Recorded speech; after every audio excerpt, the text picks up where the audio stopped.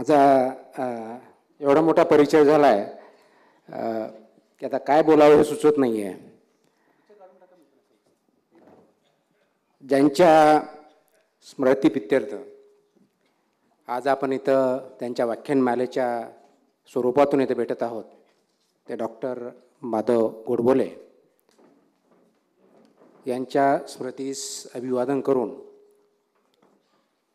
सरहद संस्था आणि वंदे मातरम संस्था यांनी हा जो कार्यक्रम आयोजित केला त्यांचे मनापासून आभार मानून आणि आपण सर्वजण इथं ऐकायला आला त्याच्याबरोबर आपल्या सर्वांचे आभार मानतो. आजचा टॉपिक हा खूप मोठा, खूप वास्ट, त्याला डीप आणि वाईड असं म्हणू असं आहे. तो काही 40-45 मिनिटात 1 तासात त्याच्यावरती खूप चर्चा होईल अशातला भाग नाही. फक्त त्याचे इंडिकेटर्स आपण थोडे समजून घेऊ शकतो आणि आपली काय परिस्थिती याच्यावरती बोलू शकतो. माझं स्पीच चालू करण्याच्या अगोदर 2 डिस्क्लेमर्स. पहिला डिस्क्लेमर असा आहे की मी जे बोलते ते माझे वैयक्तिक मत आहेत. याच्याशी शासनाच्या मताचा किंवा शासना या पॉलिसीचा किंवा त्यांच्यावर टीका करण्याचा कोणताही उद्देश नाही आहे किंवा त्यांचे मतही नाही आहेत. हे माझे वैयक्तिक मत आहेत. दुसरा की हा टॉपिक सुशासन असल्यामुळं शासन आणि सुशासन आणि याच्यामध्ये शासन हा शब्द अनेक वेळेस येणार आहे.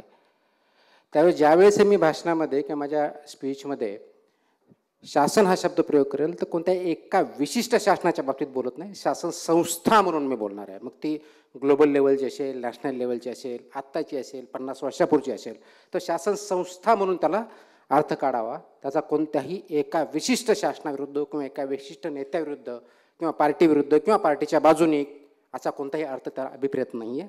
त्याच्यामुळे आता अभिप्रेत आहे शासनी संस्था म्हणून अभिप्रेत आहे. आता मला सांगण्यात आलं होतं की सर्वसाधारणपणे 6 वाजता हा कार्यक्रम चालू होईल आणि ज्यावेळेस आमची चर्चा झाली त्यावेळेस टॉपिक कोणता घ्यायचा चर्चा झाली त्यावेळेस सुशासनाच्या संदर्भात टॉपिक घ्यायचं ठरलं आणि डॉक्टर माधव गोडबोले यांनी लिहिलेलं पुस्तक हरवलेले सुशासन याच्यावरतीच बोलावं असा आग्रह झाला. आता शासन किंवा सुशासन हरवलं आहे की नाही हे समाज ठरवेल. त्याच्यामुळे हरवलेल्या किंवा न हरवलेल्या सुशासनाबद्दल किंवा शासनाबद्दल मी कमेंट करणार नाही. परंतु शासन व्यवस्था आणि सुशासन याविषयी आपण डेफिनेटली चर्चा करू शकतो. माझा उद्देश आज आपल्यासमोर बोलण्याचा एवढाच आहे की ज्या उद्देशानं समाज जगतो, मग तो भारतीय समाज असेल, महाराष्ट्र असेल, पुण्यातला असेल किंवा जागतिक स्तरावरचा असेल, ती संकल्पना आपल्याला व्यवस्थितपणे समजून घेण्याची गरज आहे. त्या संकल्पनेच्या आधारावरती ज्या प्रिन्सिपल्सवरती, व्हॅल्यूजवरती आपण सध्याची स्थिती काय आहे आणि पुढं कसं गेलं पाहिजे याच्यावरती विचार करण्याची गरज असते. आजकाल आपण शासन हा शब्द विकासाच्या जे डिबेट्स चालू आहे, डिस्कोर्स चालू आहे याच्यावरती खूप मोठ्या प्रमाणात ऐकत असतो आणि समाजामध्ये जागतिक स्तरापासून अगदी लोकल गावापर्यंत किंवा वॉर्डपर्यंत, रादर सोसायटीपर्यंत, सोसायटी ज्या आपल्या अनेक मोठ्या असतात तिथपर्यंतही याचा वापर होतो, याच्यावरती चर्चा होते आणि बऱ्याच अंशी कल असा असतो की समाजामध्ये जे काही आज अवगुण आहेत, जे काही प्रॉब्लेम आहेत त्याला सर्वस्वी शासन जबाबदार आहे. आता हा बघण्याचा दृष्टिकोन का झाला याच्यावरती विचारमंथन होणं गरजेचं आहे. तर मुळामध्ये शासन म्हणजे काय हे कदाचित थिओरिटिकल वाटेल पण ते समजून घेणं गरजेचं आहे. तर शासन म्हणजे एक इन्स्टिट्यूशन नाही आहे, ती काही एक मोनोलिथिक स्ट्रक्चर नाही आहे, हे डायनॅमिक असतं. शासन म्हणजे एक निर्णय घेण्याची प्रक्रिया आणि घेतलेला निर्णय राबवण्यासाठी जी प्रक्रिया असते अवलंबली जाते ते म्हणजे शासन. मग ते ग्लोबल स्तरावरचं असेल, राष्ट्रीय स्तरावरचं असेल, लोकल स्तरावरचं असेल, अगदी सोसायटी किंवा गाव पातळीच्या स्तरावरचं असेल. आता ह्या ज्यावेळी शासनाची आपण डेफिनेशन करतो आणि आपण ज्यावेळेस सुशासनाची अपेक्षा करतो त्यावेळेस आपल्यासमोर काय चित्र दिसतं? कारण आपण 21व्या शतकात चौथ्या इंडस्ट्रियल रेव्होल्यूशनच्या काळातून आपण त्याच्यामध्ये राहत असून त्या चौथ्या इंडस्ट्रियल रेव्होल्यूशनचा जाणतेपणे किंवा अजाणतेपणे आपण भाग आहोत. आणि हा भाग असताना सुशासन याच्यावरती किंवा शासन याच्यावरती आपण खूप मोठ्या प्रमाणात चर्चा करतो, परंतु ती कन्स्ट्रक्टिव्ह असते का, डिरेक्शन असते का, खरोखर त्याच्यावर डिस्कोर्स होतो का? मला असा अभिप्राय आहे की याच्यावरती खूप चांगल्या प्रकारचा डिस्कोर्स होणं गरजेचं आहे, विचारमंथन होणं गरजेचं आहे आणि त्याच्यातून एक कन्स्ट्रक्टिव्ह प्रोग्राम, एक टाईम बाउंड प्रोग्राम होणं गरजेचं आहे, ज्याच्या माध्यमातून आपल्याला अभिप्रेत असलेला समाज या सुशासनाच्या माध्यमातून आपण आणू शकतो. आणि आणू शकत असू तर कशा पद्धती आणू शकतो, त्यासाठी काय केलं पाहिजे याच्यावरती विचार करण्याची गरज आहे. आता हे गुड गव्हर्नमेंट, बॅड गव्हर्नमेंट म्हणजे थोडक्यात आपण सुशासन किंवा कुशासन हे आपण जर समजलं तर ही काही नवीन संकल्पना नाही आहे. आपल्याला एक एक्झाम्पल देतो. 1337 आपल्यापैकी काही जणांनी वाचलं असेल तर मला माहीत नाही. 1337 ते 1339 या 2 वर्षाच्या काळामध्ये एक इटलीमध्ये लोरेंझेटी नावाचा एक पेंटर होता, आर्टिस्ट होता. आणि या 1337 ते 39 या 2 वर्षाच्या काळामध्ये त्याने एक भित्तीपत्रक तयार केलं, त्याला फ्रेस्को पेंटिंग असं म्हणतात. आणि ते भित्तीपत्रक काय होतं तर 3 भिंती होत्या, म्हणजे ही एक भिंत आणि अशा 2 भिंती, याच्यावरती त्यांनी पेंट केलेलं होतं. समोरची जी भिंत होती त्याच्यावरती राजा बसलेला होता, सिंहासन होतं, म्हणजे आजच्या टर्ममध्ये सांगायचं झालं तर गव्हर्नमेंट, त्यावेळेस किंगशिप होती म्हणून तो राजा आला. समोर आपण जसे बसलेला आहात तशी पब्लिक दिसते त्या पेंटिंगमध्ये. म्हणजे समोरच्या भिंतीवरती राजा दिसलेला आहे, समोर पब्लिक दिसते. उजव्या बाजूच्या भिंतीवरती काही पेंटिंग्ज आहेत आणि डाव्या बाजूच्या पेंटिंगवरती वॉलवरती काही पेंटिंग आहेत. आता ही समोर जे पेंटिंग आहे हे कन्सिडर करा की ही देशाची एक टेरिटरी आहे, एक जॉग्राफिकल एरिया आहे आणि त्याच्यामध्ये आपण सर्वजण नागरिक आहोत. ह्या नागरिकांच्या भोवती बाउंड्री जी आहे ती एका दोरीनं किंवा त्याला आपण दोर म्हणू यांनी चारी बाजूने त्याला ठेवलेली आहे आणि ती दोर राजाच्या मनगटाला बांधलेला आहे, हातात धरलेला नाही, मनगटाला बांधलेला आहे. समोरच उजव्या बाजूला ज्यावेळेस बघतो त्यावेळेस चांगलं शहर आहे, शहरामध्ये दळण व्यवस्था व्यवस्थित आहे, चांगल्या प्रकारचे घरं आहेत. शहराच्या बाजूला सेमी अर्बन एरिया आहे, त्या ठिकाणी ट्रेडिंग ॲक्टिव्हिटी खूप मोठ्या प्रमाणात चालतात, फॅक्टरीज वगैरे आहेत, मॅन्युफॅक्चरिंग चांगली होते. त्याच्या पलीकडे गावं आहेत, शेती आहे, शेतीमध्ये मुक्तपणे शेतकरी शेती करतायत. शहरामध्ये आनंदाने वातावरण आहे, मध्येच कल्चरल प्रोग्राम आहेत.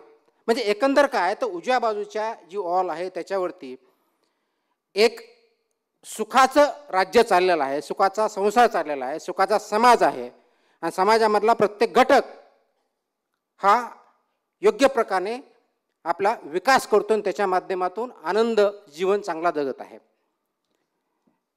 या बाजूला राजाच्या पुढे आणि पब्लिकच्या पेंटिंगच्या मध्ये न्यायाची न्यायदेवता आहे, ती समोर ठेवलेली आहे. ही एक बाजू पेंटिंग आहे. ही जी पेंटिंग आहे ती हॉल ऑफ 9 मध्ये आहे. ते हॉल ऑफ 9 का म्हटलेलं आहे तर त्यावेळेस आपल्यासारखी डेमोक्रेसी नव्हती, परंतु एक सॉर्ट ऑफ गव्हर्नन्स कसं असावं हे डेपिट करण्याचा, ज्यावेळेस गव्हर्नन्सच्या विषयावरती एवढी चर्चा होत नव्हती, डेमोक्रेसी नावालाही नव्हती, 14व्या शतकामध्ये 2 वर्षाच्या काळात ही पेंटिंग बनवली. आणि हॉल ऑफ 9 का म्हणतात तर कारण त्यावेळेस 9 ट्रेडर्स, इन्फ्लुएन्शियल ट्रेडर्स होते, ते रूल करण्यामध्ये राजाला तिथला गव्हर्नन्स करण्यामध्ये मदत करत होते आणि म्हणून ते हॉल ऑफ 9 असं म्हणतात. डाव्या बाजूला बघितलं तर शहर अविकसित आहे, खूप मोठ्या प्रमाणावरती तिथं ज्याला आपण दंगली म्हणू किंवा विकास नाही आहे, पॉवर्टी आहे असं बघितलं जातं. त्याच्या पलीकडं जर ट्रेडिंग ॲक्टिव्हिटी किंवा मॅन्युफॅक्चरिंग ॲक्टिव्हिटी नाही आहे, एकमेकाविरुद्ध भांडणं चाललेली आहेत. शेतीमध्ये चांगल्या प्रकारे शेतकरी शेती करू शकत नाही, मुक्त संचार करू शकत नाहीत. मुक्त संचार करू शकत नाही कारण शहरामध्ये आणि शहराच्या बाहेर दोन्हीकडे दंगेखोर आणि खूप मोठ्या प्रमाणावरती दरोडेखोर आहेत. त्याच्यामुळे भीतीचं वातावरण आहे. म्हणजे डाव्या बाजूला पेंटिंगवर त्याने असं दाखवलेलं आहे की वाईट शासन असलं म्हणजे त्याचे काय परिणाम होतात, आणि उजव्या बाजूला पेंटिंगवर दाखवलेलं आहे की चांगलं शासन असेल म्हणजे नेमकं काय परिणाम होतात. हे दोन्ही चित्र 1337 ते 1339 या काळामध्ये लोरेंजेटी नावाच्या पेंटरने इटलीमध्ये सिएना नावाचा छोटासा प्रॉव्हिन्स होता त्या ठिकाणी केलेलं आहे. ज्यावेळेस डेमोक्रेसी ही संकल्पना नव्हती, लोकशाही ही संकल्पना होती, राजेशाही होती, आणि समोर राजा बसलेला आहे. आता हे पिक्चर काय दाखवतं, तर हा पिक्चर एक जनरलमध्ये 14व्या शतकामध्ये गुड गव्हर्नन्स आणि बॅड गव्हर्नन्सचा परिणाम समाजावरती काय होतो हे डेपिक्ट करण्याचा त्याचा फ्रेस्को पेंटिंगच्या माध्यमातून हा प्रयत्न होता. ती परिस्थिती आज आहे का? त्याचा आजच्या 21व्या शतकात 2024 आपण ज्या विषयी आपण बोलत आहोत त्याच्याशी काही संबंध आहे का? त्याच्याशी आपण कनेक्ट करू शकतो का? मला वाटतं ती जी संकल्पना आहे आजही तेवढ्याच प्रमाणात लागू होते. गुड गव्हर्नन्स असेल तर प्रॉस्पेरिटी येईल,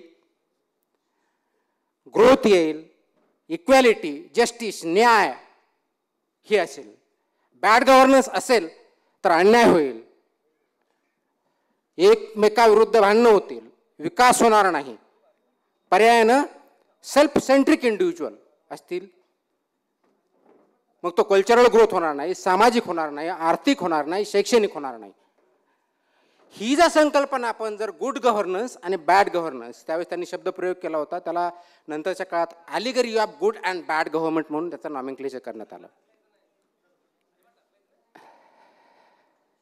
तर ही जर संकल्पना 14व्या शतकात होती आणि त्यानंतर खूप मोठ्या प्रमाणात आपल्याकडे इंडस्ट्रियल रेव्होल्यूशन होऊन गेली, नॅशनलिझम आलं, फ्रीडम्स आलं, पॉप्युलेशन वाढलं, टेक्नॉलॉजी वाढली, आणि आज आपण इंडस्ट्रियल रेव्होल्यूशन 4 चौथ्या इंडस्ट्रियल रेव्होल्यूशन राहत नसतानाही 14व्या शतकातल्या कन्सेप्टवरतीच अजूनही जर आहोत, तर कुठेतरी तुम्हाला आणि मला आणि आपण सर्वांना विचार करण्याची गरज आहे असं मला वाटतं.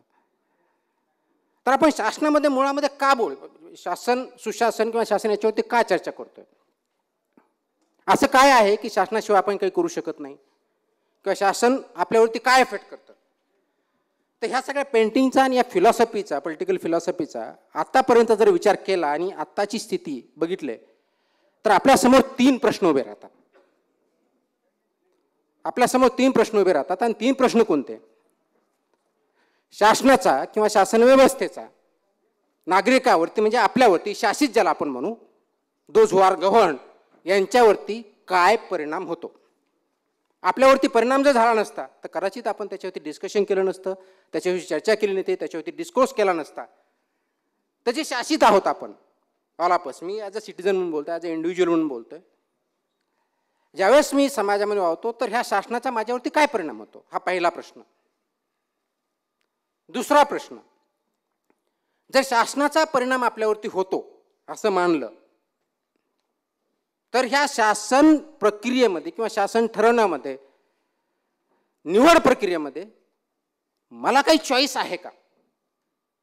ही निवड करण्यामध्ये किंवा ते शासन चालवण्यामध्ये मला काही चॉईस आहे का? आणि असेल तर कसं आहे? आणि तिसरा प्रश्न, एखादं शासन हे चांगलं आहे की वाईट आहे, गुड ऑर बॅड, हे मी कसं ठरवणार? ते मी ओळखणार कसं? याच्याविषयीचं आहे. मला वाटतं गुड गव्हर्नन्स किंवा स्टेट आणि सिटिझन्स, राज्य आणि नागरिक, लोक, राज्य आणि समाज, good governance versus bad governance किंवा गव्हर्नन्स पर से, याचा संबंध असेल तर ह्या फक्त 3 प्रश्नाशी संबंध आहे. आणि या 3 प्रश्नाचे जर आपण उकल करू शकलो तर निश्चितच आपला कन्सेप्ट हा क्लिअर होईल की गुड गव्हर्नन्स म्हणजे काय, बॅड गव्हर्नन्स म्हणजे काय, गुड गव्हर्नन्स करण्यासाठी काय अपेक्षित आहे. कारण आता कुणालाही विचारलं तर शासनाबद्दल हार्डली एनीबडी, आता मला माझे इंट्रोडक्शन देताना की बदल्या खूप झाल्या त्याच्यावर टाळ्या वाढल्या, पण there nothing to clap about to be transferred more than expected. Normal course of ॲक्शनपेक्षा जास्त जाणं म्हणजे टाळ्या वाजवणं, this is nothing something good. तर ह्या 3 प्रश्न याची जर उकल आपण करू शकलो तर मला वाटतं आपल्याला गव्हर्नन्स आणि गुड गव्हर्नन्स हे जर कळलं तर आपण त्याच्यावरती निश्चित उपाययोजना करू. काय कुठे जायचं आहे हे जर माहीत नसेल आणि ते कुठे जायचं आहे तर पहिला प्रश्न आहे की आपण बऱ्याच वेळेस आपण कुठे जायचं हे ठरवतो, हा तिकडे जायचं आहे, मग कसं जायचं, आपण या पद्धतीने जाऊ, या मार्गाने जाऊ, पण मुळातला जो प्रश्न तो आपण विचारत नाही, आपण तिकडं का जायचं आहे, वाय. म्हणजे गुड गव्हर्नन्स पाहिजे. माझा प्रश्न असा आहे, गुड गव्हर्नन्स का पाहिजे, रादर गव्हर्नन्स का पाहिजे आणि गव्हर्नन्स काय आहे हे समजून जर घेतलं नाही, म्हणजे हे 3 प्रश्न जर आपण समजून घेतले नाही तर आपण जे बोलतोय, चर्चा करतोय याला खूप सबस्टँटिव्ह स्वरूप आपण देऊ शकणार नाही आपल्या वैयक्तिक जीवनामध्ये, सार्वजनिक जीवनामध्ये, मग तो अगदी सोसायटी लेवलला असेल, फॅमिली लेवलला असेल, व्हिलेज किंवा नॅशनल आणि ग्लोबल लेवलला असेल. कारण आजचं कालचं गव्हर्नन्स हे खूप कॉम्प्लेक्स झालेलं आहे. इट इज नॉट लिमिटेड की तुम्ही म्हटलं की सोसायटी तर सोसायटीपुरतं मी समजू शकेल, बाकी सोसायटी मला घेणं देणं असं नाही होऊ शकत. किंवा आपलं राज्य दुसऱ्या राज्याच्या विरुद्ध बोलू शकतं किंवा करू शकतं, किंवा भारत देश अमेरिका, रशिया, चायना यांना कन्सिडर न करता आपल्या पॉलिसी बनवू शकतो असं नाही आहे. कारण इंटरकनेक्टेड वर्ल्डमध्ये राहतो आपण, त्याला ग्लोबल म्हणतो. त्यामुळे ग्लोबल गव्हर्नन्स टू लोकल, त्याला ग्लोकल आजकालच्या टर्म्स म्हणतो, तो त्या लेवलपर्यंत गेलेला आहे. म्हणून हे 3 प्रश्न समजून घेणं गरजेचं आहे आणि 3 प्रश्नाची उत्तरं समजून घेणं गरजेचं आहे. तर पहिला प्रश्न मी जो म्हटलं आहे की शासनाचा मानवी जीवनावरती, आपल्यावरती नागरिक म्हणून किंवा शासित म्हणून याच्यावरती काय परिणाम होतो.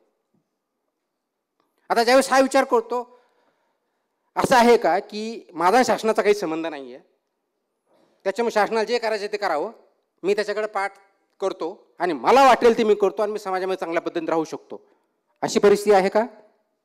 नाही आहे. त्याचं कारण असं आहे की शासनाचा प्रत्येक निर्णय आणि धोरण याचा आपल्या जीवनावरती डिरेक्टली किंवा इनडिरेक्टली खूप मोठ्या प्रमाणावरती परिणाम होत असतो. कारण ते सेप त्याप्रमाणे, त्याचं डिरेक्शन त्याप्रमाणे असते. कोणताही डिसिजन घ्या, यू टेक एनी डिसिजन, जो पब्लिक पॉलिसी ज्याला म्हणतो, जो डिसिजन म्हणतो, तो निर्णय, त्या निर्णयाचा परिणाम समाजावरती, प्रत्येक माणसावरती होतो. अगदी मॅरेजेस वाढवायचं असेल त्याच्यावरती मतमतांतर होऊ शकतात, फॅमिली प्लॅनिंगचे प्रोजेक्ट असतील त्याच्यावरती होऊ शकतात, टॅक्स वाढवायचा असेल त्याच्यावरती होऊ शकतात, स्कीम असून डिस्ट्रीब्युटिव्ह जस्टिसच्या बाबतीत असेल त्या बाबतीत होतात, स्पर्धा परीक्षा MPSC UPSC मधलं एज वाढवायचं कमी करायचं याच्यावरती होऊ शकतात.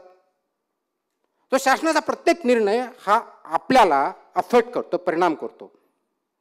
तो किती प्रमाणात करतो तो डिपेंड्स, कोणता निर्णय आहे त्याच्या कोणत्या कॅटेगरीमध्ये आपण बसतो त्या दृष्टीने बघायचा असतो. पण डेफिनेटली निर्णयाचा परिणाम होतो, तो डीपवरती होतो, वाईड होतो, थ्रूआउट लाईफ असतो, जन्मल्यापासून असतो, जन्माला मृत्यूपर्यंत असतो. मग हे जर असेल तर आपण हे म्हणू शकत नाही आहे की परिणाम होत नाही का. परिणाम होतो, तो कसा होतो याच्यावरती आपण विचार केला पाहिजे. म्हणून शासनाने ह्या दोघांमधलं रिलेशन असतं, याला डीपमध्ये की ज्याला याच्या गाभ्यात, ह्या प्रश्नाच्या गाभ्यात जर जायचं म्हटलं तर असं म्हणता येईल की वैयक्तिक सुख जे आपण प्रत्येकजण म्हणतो की मला आपण सुखाच्या पाठीमागे लागतो, मला हॅपीनेस पाहिजे, सॅटिस्फॅक्शन पाहिजे. वैयक्तिक सुख आपण ज्या प्रयत्न करत असतो, ह्या वैयक्तिक सुखामध्ये शासन प्रणालीचा काय आणि कसा परिणाम होतो आणि ही शासन प्रणाली ठरवण्यामध्ये माझी काही निर्णय क्षमता आहे का याच्यावरती विचार करणं गरजेचं आहे. आणि म्हणून ती शासन प्रणाली जर विकास होत असेल तर मी विचार जर होत असेल, शासन प्रणाली माझ्यावरती अफेक्ट करत असेल, परिणाम करत असेल, तर ते शासनाचे जे निर्णय आहेत, निर्णय क्षमता आहे, निर्णय प्रक्रिया आहे, ही योग्य प्रकारे झाली पाहिजे. आता योग्य प्रकारे म्हणजे नेमकं काय हा एक मोठा प्रश्न असतो. त्यांनी जो निर्णय घेतला आहे शासनाने तो योग्य की अयोग्य हे कसं ठरवायचं हा तिसरा प्रश्न आहे. म्हणजे आपण मी जो म्हटलं की तिसरा प्रश्न जो आहे की एखादं शासन चांगलं किंवा वाईट, एखादा निर्णय चांगला किंवा वाईट हे कसं ठरवायचं, तर ते ठरवण्याचे काहीतरी क्रायटेरिया पाहिजेत. तर आपण तिसऱ्या प्रश्नामध्ये होतो. पहिला प्रश्न असा आहे की परिणाम होतो, सखोल होतो. कारण शासनाचा प्रत्येक निर्णय हा आपल्या पूर्णपणे जीवनशैलीशी निगडीत असतो. असा एकही निर्णय नाही आहे की ज्याच्यावरती आपल्यावरती परिणाम होणार नाही. पूर्णपणे जीवनशैली आणि आपल्या जीवनामध्ये विकास कशा पद्धतीने होतो, कोणत्या पद्धतीने होतो, आपल्याला शिक्षणाच्या किती संधी भेटतात, आर्थिक ग्रोथ किती होतो, किंवा मला फ्री ट्रेड करता येतो की नाही, मी बोलू शकतो की नाही, माझं वैयक्तिक स्वातंत्र्य जे आहे, लिबर्टी ज्याला म्हणून, लिबर्टी ऑफ थॉट असेल, लिबर्टी ऑफ एक्सप्रेशन असेल, एका भागातून दुसऱ्या भागात जायचं असेल, याच्यावरती शासन निर्णयाचा परिणाम होत असतो. आणि शासन म्हणजे कोण असतं, तर ते डेमोक्रेसीच्या माध्यमातून आपण आज रिप्रेझेंटेटिव्ह डेमोक्रेसी, कारण डिरेक्ट डेमोक्रेसी पॉसिबल नाही आहे, कारण सगळेजण एकत्र येऊन निर्णय घेण्याची जी डेमोक्रेसी होती ग्रीसच्या एथेन्समध्ये चालू झाली त्यावेळेस होती, कारण त्यावेळेस पॉप्युलेशन कमी होतं. आज आपल्या इथं पुण्यात जरी एकत्र यायचं म्हणलं तरी शक्य नाही, डिसिजन मेकिंग शक्य नाही, म्हणून आपण रिप्रेझेंटेटिव्ह डेमोक्रेसीमध्ये आलो. तर आपले जे रिप्रेझेंटेटिव्ह आहेत आणि ते इम्प्लिमेंट करण्याचं काम जे वेगवेगळे अधिकारी करतात, वेगवेगळ्या संस्था करतात, त्यांच्या माध्यमातून ही डेमोक्रेसी, हे निर्णय होत असतात. म्हणून दुसरा जो याला निगडीत प्रश्न येतो की ज्याच्या माध्यमातून, म्हणजे शासन जे आपण निवडून देतो, म्हणजेच आपण आपल्या वतीनं ते काम करतात, कोणासाठी, आपल्यासाठीच करतात. ती निवडून देण्याच्या माझ्यामध्ये हा दुसरा जो प्रश्न आहे, ते मला निवड आहे का, मला चॉईस आहे का. ज्यावेळेस मी म्हणतो की मला चॉईस आहे डेमोक्रेसीमध्ये, every citizen is as important as other, प्रत्येकाला एक वोट आहे. मग आम्ही काय करतो, इलेक्शन घेतो, पिरियॉडिकल इलेक्शन घेतलं म्हणजे वोट करतो, आणि परत पुढच्या 5 वर्षांनी इलेक्शन झालं त्यावेळेस परत वोट करतो. एक तर त्यांना कंटिन्यू करतो किंवा बदलतो. मधल्या 5 वर्षात काय करतो हा प्रश्न आहे. म्हणून निवडीचा अधिकार आहे का, हा खूप संवेदनशील प्रश्न आहे. का संवेदनशील आहे, मतमतांतर खूप आहेत, पण मी ज्यावेळेस निवडून देतो, कशाच्या आधारे देतो, कोणत्या कार्यक्रमाच्या आधारे देतो, कोणत्या उद्देशासाठी देतो, इंडिव्हिज्युअल उद्देशासाठी देतो का सार्वजनिक उद्देशासाठी देतो. आणि हे शासन 2 वर्ष 5 वर्ष जे काही टेन्युअर असेल ते चालू असताना त्याच्यावरती लक्ष ठेवण्याचं जे सर्वात महत्त्वाचं काम नागरिकांचं असतं, समाजाचं असतं, ते आपण करतो का. शासनाच्या प्रत्येक कृतीवरती आपण विचारमंथन करायचं असतो, प्रत्येक निर्णयाचा परिणाम काय होतो ह्याचं इव्हॅल्युएट करायचं असतं, ते आपण करतो का. आणि ते जर करत असू तर मग त्यांचा कार्यकाळ किती असावा, मग त्यांना परत निवडून द्यायचं का, त्याचे परिणाम काय होते, जर चुकीचा निर्णय घेत असेल तर त्याला विरोध करतो का. ही जी कंटिन्युअस ॲक्टिव्हिटी आहे ती आपण करतो का, ह्या दुसऱ्या प्रश्नामध्ये आहे. आपल्याला अधिकार तर आहे, खूप मोठ्या प्रमाणात आहे, निवडून देण्याचा आहे, वॉच ठेवण्याचा आहे, कृतीवरती अंकुश ठेवण्याचा आहे, विरोध करण्याचा आहे, परंतु सार्वजनिक स्वरूपात आहे का एकट्या स्वरूपात वापर करतो, हा आपला खूप महत्त्वाचा प्रश्न आहे. त्याच्यावरती आपला दुसरा महत्त्वाचा इश्यू असतो. आणि म्हणून हे जर आपण करत नसू तर शासन कृतज्ञ होऊ शकतं, करप्ट होऊ शकतं, चुकीच्या दिशेनं जाऊ शकतो, आणि आपण म्हणतो की मग शासन हे चुकीचे निर्णय घेतं. तर चुकीचे निर्णय घेत असेल तर त्याला विरोध करण्याचं सुद्धा आपलं काम आहे. तो विरोध मात्र आपल्या रूल ऑफ लॉ, कारण डेमोक्रेसीमध्ये किंवा शासनामध्ये रूल ऑफ लॉ खूप महत्त्वाची गोष्ट अशी. अदरवाईज राज्य आणि जंगल राज याच्यात काही फरक राहिला नसता. जंगल राजमधून आपण याच्यात आलो, राज्य अशासाठी अस्तित्वात आलं की there should be rule of law, म्हणजे सर्वांनी ते मान्य केलं पाहिजे. काही कन्व्हेन्शन्स असतील, काही लॉज असतील, त्या दृष्टीने मान्य केलं पाहिजे. हा दुसरा प्रश्न. आणि आता शेवटचा प्रश्न याच्यातून येतो की तिसरा जो महत्त्वाचा प्रश्न आहे की चांगलं किंवा वाईट शासन मी कसं ठरवायचं, त्याचे काही क्रायटेरिया आहेत का. तर चांगलं किंवा वाईट शासन ठरवताना मग मला वैयक्तिक फायदा झाला तर ते चांगलं, आणि मला मनासारखं जर झालं नाही तर ते वाईट, असं जर म्हणणार असू तर ते चुकीचं आहे. कारण चांगल्या वाईटची डेफिनेशन, चांगलं किंवा वाईट हा फक्त काही मटेरियल नाही, म्हणजे relation between state and citizen, राज्य आणि शासन आणि नागरिक लोक याच्यात तर रिलेशन हे काही फक्त भौतिक रिलेशन नाही आहे, तर ते नैतिक पण आहे, ते फिलॉसॉफिकल पण आहे, ते इक्विटेबल पाहिजे, ते जस्ट पाहिजे. तर त्या विषयाचा अभ्यास केल्यानंतर आपल्या लक्षात येतं की जे शासन निर्णय घेत आहेत ते नैतिकदृष्ट्या समाजासाठी, राज्यासाठी योग्य आहेत की नाही आहेत, ते इक्विटेबल आहेत का, ते जस्ट आहेत का, फक्त वैयक्तिक बेनिफिटसाठी न होता ते सार्वजनिक हिताच्या दृष्टिकोनातून आहेत का. म्हणून तो प्रश्न येतो की सार्वजनिक हित, public interest versus individual interest. मग ह्या 3 प्रश्नाचे उत्तर जर असतील आणि आपण डेमोक्रेसीमध्ये राहत असू, कारण आजच्या डेटपर्यंत सर्वात चांगलं गव्हर्नमेंट जे असेल, फॉर्म ऑफ गव्हर्नमेंट ज्याला म्हणतो, डेमोक्रेसी आहे. कारण आजच्या डेटला डेमोक्रेसीपेक्षा बेटर गव्हर्नन्स अजून फॉर्म आलेला नाही, किंवा चांगल्या प्रकारचं शासन याच्यापेक्षा असू शकतं अजून आलेला नाही आहे. मग डेमोक्रेसी सर्वात चांगलं आहे तर ती कशा पद्धतीने चालते, हे 3 प्रश्नाचे आपण उकलिंग केल्यानंतर आपण ते इम्प्लिमेंट करतो का, त्याच्यामध्ये सहभाग घेतो का, हा सर्वात महत्त्वाचा मुद्दा आहे. तर ह्या 3 प्रश्नाची उकल करत असताना ज्यावेळेस 14व्या शतकात जसं सांगितलं, तीच कन्सेप्ट 21व्या शतकात फास्ट फॉरवर्ड जर आपण आलो तर ते क्वेश्चन आज आहेत का व्हॅलिड. तर आन्सर इज यस, ते क्वेश्चन आज व्हॅलिड आहेत. कारण शासनाचा इम्पॅक्ट आपल्यावरती होतो, चांगला किंवा वाईट प्रकारे होतो. त्यात निर्णय प्रक्रियेमध्ये आपला सहभाग आपला आहे का, निर्णय निश्चित आहे. आणि चांगल्या आणि वाईट प्रकारे आपण ठरवू शकतो का, तर हे क्रायटेरिया फक्त एक भौतिक म्हणून नव्हे तर एक नैतिक पातळीवरती जाऊन, जस्ट इक्वॅलिटी हे जे प्रिन्सिपल याच्यावरती जाऊन आपण ते बघितले पाहिजे. याचा परिणाम डेफिनेटली आपल्यावरती होतो. म्हणून स्टार्टिंगला काय झालं, मग हायरार्किकल गव्हर्नमेंट आलं की स्टेट आहे. आपल्याकडे आजही शासन म्हटलं की आपण काय बघतो, गाव स्तरावर म्हटलं की अरे जिल्हाधिकारी म्हणजे शासन, ही आपली संकल्पना आहे.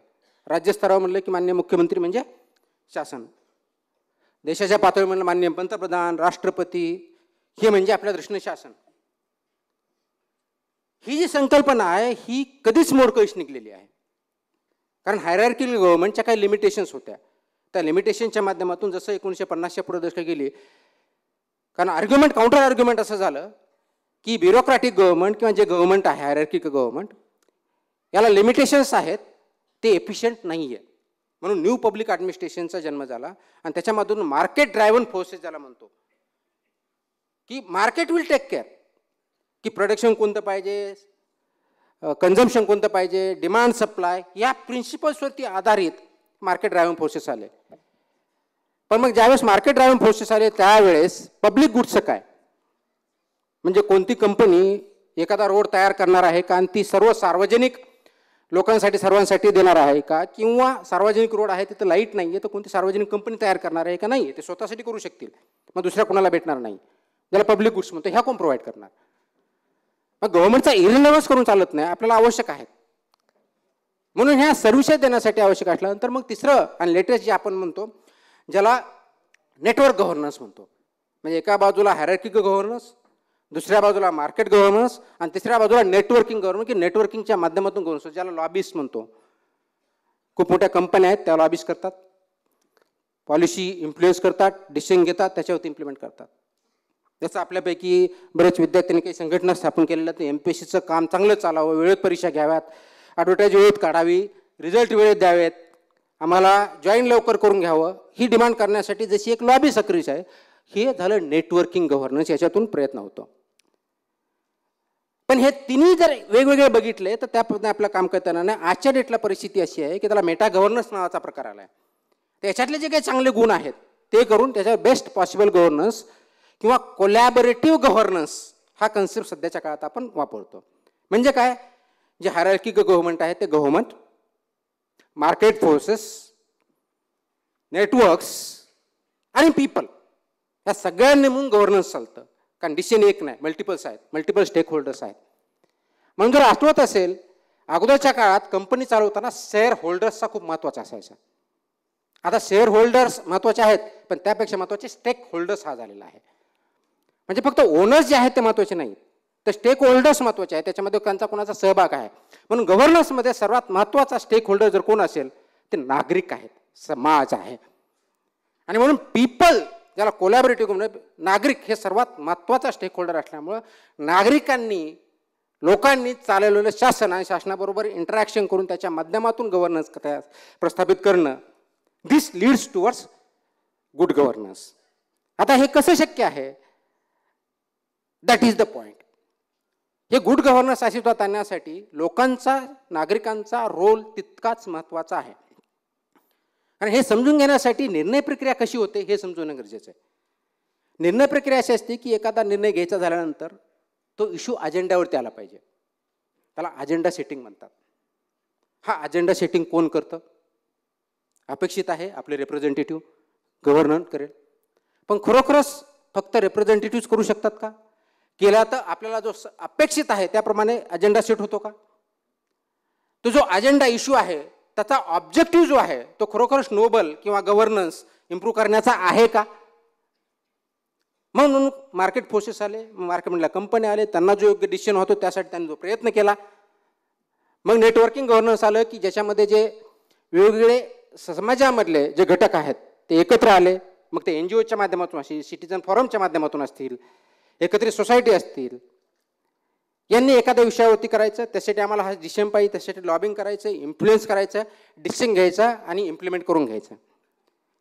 याच्यामध्ये लिमिटेशन एवढं आलं की पर्टिक्युलर ग्रुप्स, पर्टिक्युलर नागरिक, पर्टिक्युलर समाज किंवा एरिया याच्यावरती ज्या डिसिजन होऊ लागले, सर्वांना अपेक्षित असे डिसिजन होत नव्हते. आणि म्हणून पार्टिसिपेशन ऑफ पीपल हा सर्वात महत्त्वाचा मुद्दा आला. कारण अल्टिमेटली कोणतीही इन्स्टिट्यूट, आपण ज्यावेळेस गव्हर्नन्स म्हणतो ते कोणत्या तरी संस्थेच्या मार्फत, म्हणजे चीफ मिनिस्टर ही संस्था झाली, जिल्हाधिकारी ही संस्था झाली, पंतप्रधान ही संस्था झाली, इलेक्शन कमिशन ही संस्था झाली, RBI ही संस्था झाली. ही जी गव्हर्नन्स करतं वेगवेगळ्या विषयावरती ह्या संस्थेच्या मार्फत बघतो. आता ही संस्था म्हणजे चार भिंती आहेत का? संस्था म्हणजेच गव्हर्नन्स ज्याच्या माध्यमातून ह्या संस्थेच्या माध्यमातून होतं ते म्हणजे सिस्टम, त्याच्यामधले जे एलिमेंट्स असतात त्याच्या माध्यमातून होतं. आणि ते एलिमेंट्स कोण? ते तुम्ही आणि मी आहेत. कंपनीमध्ये त्यांचं MD असेल, बोर्ड ऑफ डायरेक्टर असतील, शेअर होल्डर्स असतील, इथपर्यंत ठीक होतं. आता आपण स्टेक होल्डरचं महत्त्व करतो. म्हणून आता कंपन्या काम करताना सोशल रिस्पॉन्सिबिलिटीच्या माध्यमातून ESG गव्हर्नन्सकडे गेल्यात. एन्व्हायरमेंट सोशल गव्हर्नन्स इश्यूवर त्यांचा फोकस चालू आहे. गव्हर्नमेंटमध्ये सुद्धा स्टेक होल्डर, मग आम्हाला डिसिजन घ्यायचा तर माझा हा मोठा स्टेक होल्डर आहे, त्यासाठी मी काय केलं पाहिजे की हा वंचित समाज आहे, मग तो वंचित समाजाला एकत्र पुढे आणण्यासाठी त्यांना इक्वल अपॉर्च्युनिटी दिली पाहिजे. मग डिस्ट्रीब्युटिव्ह जस्टिस आला पाहिजे, जस्ट केलं पाहिजे. मग काय केलं पाहिजे? जॉन रॉसने यांनी एक डिस्ट्रीब्युटिव्ह जस्टिसच्या बाबतीत खूप मोठ्या प्रमाणावरती जस्टिसची थिअरी केली आहे. त्यांचं असं म्हणणं आहे की डिस्ट्रीब्युटिव्ह जस्टिस किंवा जस्टिस द्यायचं जर असेल, everybody must get equal opportunity. म्हणजे स्पर्धा परीक्षेला बसण्यासाठी किंवा सक्सेस होण्यासाठी ग्रॅज्युएट हा क्वालिफिकेशन आहे. तर ग्रॅज्युएट होण्यासाठी सर्वांना संधी दिली पाहिजे, म्हणजे एज्युकेशन सर्वांना दिलं पाहिजे. पण जस्ट रॉस त्याच्या पुढे जातात. तो व्यक्ती त्याच लेवलचं एज्युकेशन जो कॉन्व्हेंटमधला, मुंबईमधला, दिल्लीमधला व्यक्ती, एक श्रीमंत घरातला व्यक्ती, मुलगा घेऊ शकतो, त्या स्तरावरचं एज्युकेशन त्याला दिलं जाऊ शकतं का? त्या लेवलपर्यंत त्याची स्थिती काय इथपर्यंत जाऊन बघावं लागेल, त्यावेळी जस्टिस होईल असं म्हटलं जातं. मग आपल्या भारत देशामध्ये एवढ्या मोठ्या प्रमाणावरती डायव्हर्सिटीज आहेत, इनइक्वॅलिटीज आहे, पॉवर्टी आहे, एवढे प्रॉब्लेम्स आहेत. मग एवढे असताना हे जस्टिस देण्यासाठी शासनानं काम करण्याचे गरजेचं आहे. आणि म्हणून आपण ते शासन वेगवेगळे निर्णय घेऊन त्यांना मदत करत असतं की प्रत्येकाला इक्वल अपॉर्च्युनिटी भेटली पाहिजे. आणि इक्वल अपॉर्च्युनिटी भेटण्यासाठी त्यांना इम्पावर केलं पाहिजे. आणि ती इम्पॉवरमेंटची प्रक्रिया सतत चालू असल्यामुळं आपल्यामध्ये बदल घडलेले आहेत. कदाचित ते आपल्याला अपेक्षित तेवढ्या स्पीडने, अपेक्षित त्या क्वालिटीचे नसतील. ते का नसतील? तर डिसिजन मेकिंग प्रोसेसमध्ये, गव्हर्नन्सच्या प्रक्रियेमध्ये आपला सहभाग, मी परत म्हणतो सहभाग, पार्टिसिपेशन, कन्सल्टेशन नाही, पार्टिसिपेशन किती असतं हा खूप महत्त्वाचा भाग आहे. आणि म्हणून ते एखादा इश्यू आपल्या अंगाशी आल्यानंतर खूप आपण तडफेन उठतो की पुण्यामध्ये जसं मी आता याच्यावरती बोलणारच आहे, MPSC परीक्षेवर खूप मोठ्या प्रमाणावरती वारंवार आंदोलन होत असतात. परीक्षा, डेट, डबल परीक्षा वगैरे वगैरे. वाईट आहे का? बिलकुल वाईट नाही. कारण तुमचा जस्टिस भेटण्यासाठी तुम्ही ते फाईट केलं पाहिजे. But is that the objective? I will come to that. तर ही जस्टिस देण्यासाठी जी संकल्पना आहे, इक्विटेबल राईट्स देण्यासाठी, तुमच्या जीवनावरती परिणाम करण्यासाठी जे निर्णय आहे त्याच्यामध्ये आपण सहभागी आहोत का? आणि कॉन्स्टंटली सहभागी आहोत का? एक वेळेस मतदान केलं म्हणजे नाही. जसं मी सांगितलं की त्याच्यावरती लक्ष ठेवणे, त्याच्या कृतीवरती लक्ष ठेवणे, जे निर्णय होतील, निर्णयाचे परिणाम काय होतील, ते जर निगेटिव्ह होत असतील तर ते रोलबॅक करायला लावणे, त्याला विरोध करणे, हे आपलं कर्तव्य आहे. हे आपण करत आहोत का, हा खूप महत्त्वाचा विषय आहे. आणि म्हणून त्या दृष्टीने जर आपण केलं त्याला पार्टिसिपेटिव्ह गव्हर्नन्स जे म्हणतो, not only representative government, representative आहेच आहे कारण इनडिरेक्ट डेमोक्रेसी आहे, सगळेजण एकत्र मिळून निर्णय घेणं शक्य नाही, कदाचित तेवढं नॉलेज आपल्या प्रत्येक व्यक्तीकडे नसतं, जे टेक्निकल एक्सपर्टीज आहेत त्यांच्याकडे काही गोष्टी असतील, तुमच्याकडे काही गोष्टी असतील, या सगळ्यांचं नॉलेज एकत्र करून बेस्ट डिसिजन ज्याच्यामुळं समाजावरती चांगला परिणाम होईल, इक्विटेबल असेल, न्याय भेटेल आणि सर्वांसाठी सारखा कायदा असेल, रूल ऑफ लॉ ज्याला म्हणू, डिस्क्रिमिनेशन नसेल, प्रत्येक निर्णय घेतलेला जो असेल त्याला अकाउंटेबिलिटी असेल, म्हणजे ज्याने निर्णय घेतला आहे त्याला तो बांधील असेल, त्याची जबाबदारी असेल, तो योग्य होतो, इम्प्लिमेंट योग्य प्रकारे होतो की नाही आणि त्याचा परिणाम चांगला झाला पाहिजे, यासाठी अकाउंटेबिलिटी बिल्ड पाहिजे. हे सगळं बघण्यासाठी काय, ट्रान्सपरन्सी, पारदर्शकता निर्णयामध्ये आणि निर्णय प्रक्रिया इम्प्लिमेंटेशनमध्ये पाहिजे. आणि पारदर्शकता आणण्यासाठी आपण काही प्रयत्न करत आहोत का, शासन काही प्रयत्न करत आहोत का. तर ही accountability, representative government, participation, constant vigilance, capability, ते जे गव्हर्न करतायत ते केपेबल आहेत का, त्यांना आपणच निवडून दिलेलं आहे किंवा अधिकारी जे असतात ते कोणत्या तरी स्पर्धा परीक्षेच्या माध्यमातून निवडून तिथं जातात, ते योग्य आहेत का, योग्य माणसाला योग्य ठिकाणी पोस्टिंग दिले का, त्याप्रमाणे तो काम करतोय का, त्याचे रिझल्ट बघतायत का. का काम करत असताना मला काहीतरी वाटलं म्हणून आर्बिट्ररी माझ्या विरुद्ध गेल्यावर मी बाजूला काढतो, दुसऱ्या कुणाला तरी आणतो एका पर्टिक्युलर इंटरेस्ट पुढे जाण्यासाठी. या गोष्टीचा ज्यावेळेस विचार करतो आणि ज्यावेळेस याच्यामध्ये ॲक्टिव्ह पार्टिसिपेशन, इन्व्हॉल्वमेंट नागरिकांचं असतं, त्यावेळेस governance turns towards good governance. आणि इट्स अ कंटिन्युअस प्रोसेस, त्याला एंड नाही आहे. जसं आता आपल्याला माहिती आहे की कोविड आला, कोविडच्या काळामध्ये कोविड काय होतं हे कुणालाच माहीत नव्हतं. मी त्यावेळेस नागपूरला म्युनिसिपल कमिशनर होतो. सडनली आला, लॉकडाऊन जागे सांगितलं, nobody knew what is to be done. तो कसा होतो, कसा ट्रान्समिट होतो, त्याला मेथॉडॉलॉजी काय, डॉक्टर्स पेशंटला टॅकल करायला तयार नाहीत, आयडेंटिफाय कशा करायच्या, ICUमध्ये डॉक्टर जायला तयार नाही आहेत, वे फॉरवर्ड काय, किती दिवस चालणार माहीत नाही आहे, कारण हे दिस इज समथिंग. मग कन्सेप्ट त्याला अँटिसिपेटरी गव्हर्नमेंट पाहिजे. तुम्ही त्याला अजाईल गव्हर्नन्स म्हणा, अँटिसिपेटरी म्हणा, गुड गव्हर्नन्स म्हणा, सगळ्या ज्या कन्सेप्ट आहेत ज्या व्हिजनवरती, फोरसाईटवरती, इन द पब्लिक इंटरेस्ट केल्या जातील, वेळोवेळी केल्या जातील, सेन्सिटिव्हली संवेदनशीलपणे केल्या जातील, हे सगळं करणं म्हणजे गुड गव्हर्नन्स आहे. आणि त्याची सुरुवात ही आपल्याला स्वतःपासून करावी लागणार आहे. आता प्रश्न असा आहे की हे सुशासन अस्तित्वात आहे का, किंवा अस्तित्वात आणलं जाऊ शकतं का. शासन तर अस्तित्वात आहे, नागरिक पण आहेत, संस्था पण आहेत, मग प्रॉब्लेम कुठे. म्हणजे सिस्टममधले सर्व पार्ट आहेत. संस्था आहे ज्याच्या माध्यमातून हे शासन होणार आहे, संस्था चालक आहेत, म्हणजे टिळक स्मारक मंदिर आहे तर इथं ट्रस्टीज आहेत, त्यांना कसं चालवायचं आहे, कुणाला भाड्याने द्यायचं आहे, कितीने भाड्याने द्यायचं आहे, त्याचा वेळ काय असणार आहे, रूल्स रेग्युलेशन्स आहेत. तसं आपल्या शासनाच्या बाबतीत आहे. कॉलेज असेल तर कॉलेजच्या बाबतीत आहे. त्याच्यामध्ये काम करणारे किंवा रोल परफॉर्म करणारे नागरिक आहेत, एम्प्लॉईज आहेत. मग शासनाच्या बाबतीत हे असताना, संस्था असताना, शासन असताना, नागरिक असताना गुड गव्हर्नन्स का होऊ शकत नाही, ट्रान्सपरन्सली का होऊ शकत नाही, अकाउंटेबल गव्हर्नन्स का राहू शकत नाही, संवेदनशील का राहू शकत नाही. All these are characteristics of good governance. कारण आपण याच्यावरती खूप मोठ्या प्रमाणात बोलू शकतो, एका फीचरवरती आपण खूप डिस्कशन करू शकतो. माझी अपेक्षा असते की याच्यावरती विचार करण्याची गरज आहे आणि त्याची विचार स्वतःपासून सुरुवात करण्याची गरज आहे.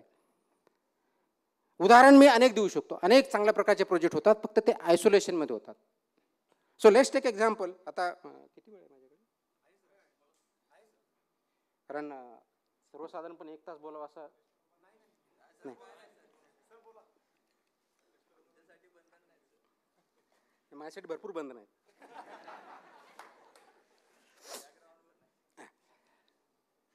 तर फॉर एक्झाम्पल कोणताही, तर for example me good governance सांगितलं की जे फीचर्स सांगितले आणि त्याच्यामध्ये आपला इम्पॉर्टन्स काय आहे, तर मी सांगितले 3 प्रश्नाचे उत्तर आपण ज्यावेळेस द्यायला प्रयत्न करतो त्यावेळेस शासन आणि आपण त्याचा खूप क्लोज रिलेशन आहे आपण इस्टॅब्लिश केलं. त्याच्यामध्ये आपला निर्णय प्रक्रियेमध्ये आपल्याला चॉईस आहे का, आहे हे चॉईस करायचं का, म्हणजे डाव्या बाजूचं भित्तीपत्रक चॉईस करायचं का उजव्या बाजूचं करायचं हे आपल्याला माहिती आहे. आणि म्हणून त्या भित्तीपत्रकामध्ये जसं की मनगटाला दोरी बांधली आहे, म्हणजेच there is a direct relation between public and government. आणि ते हातात नाही दिलेलं, बांधलेलं आहे. म्हणजे गव्हर्नमेंट हे पब्लिकला बांधलेलं आहे. रिस्पॉन्सिबल, अकाउंटेबल हा त्याचा अर्थ आहे. विचार करा, 1337, 14वे शतक, आज आपण 21व्या शतकात आहोत. कन्सेप्ट तोच आहे. त्यावेळी डेमोक्रेसी सुद्धा नव्हती. थोड्या प्रमाणात रिनेसा मुवमेंट त्यानंतर चालू होत होत्या.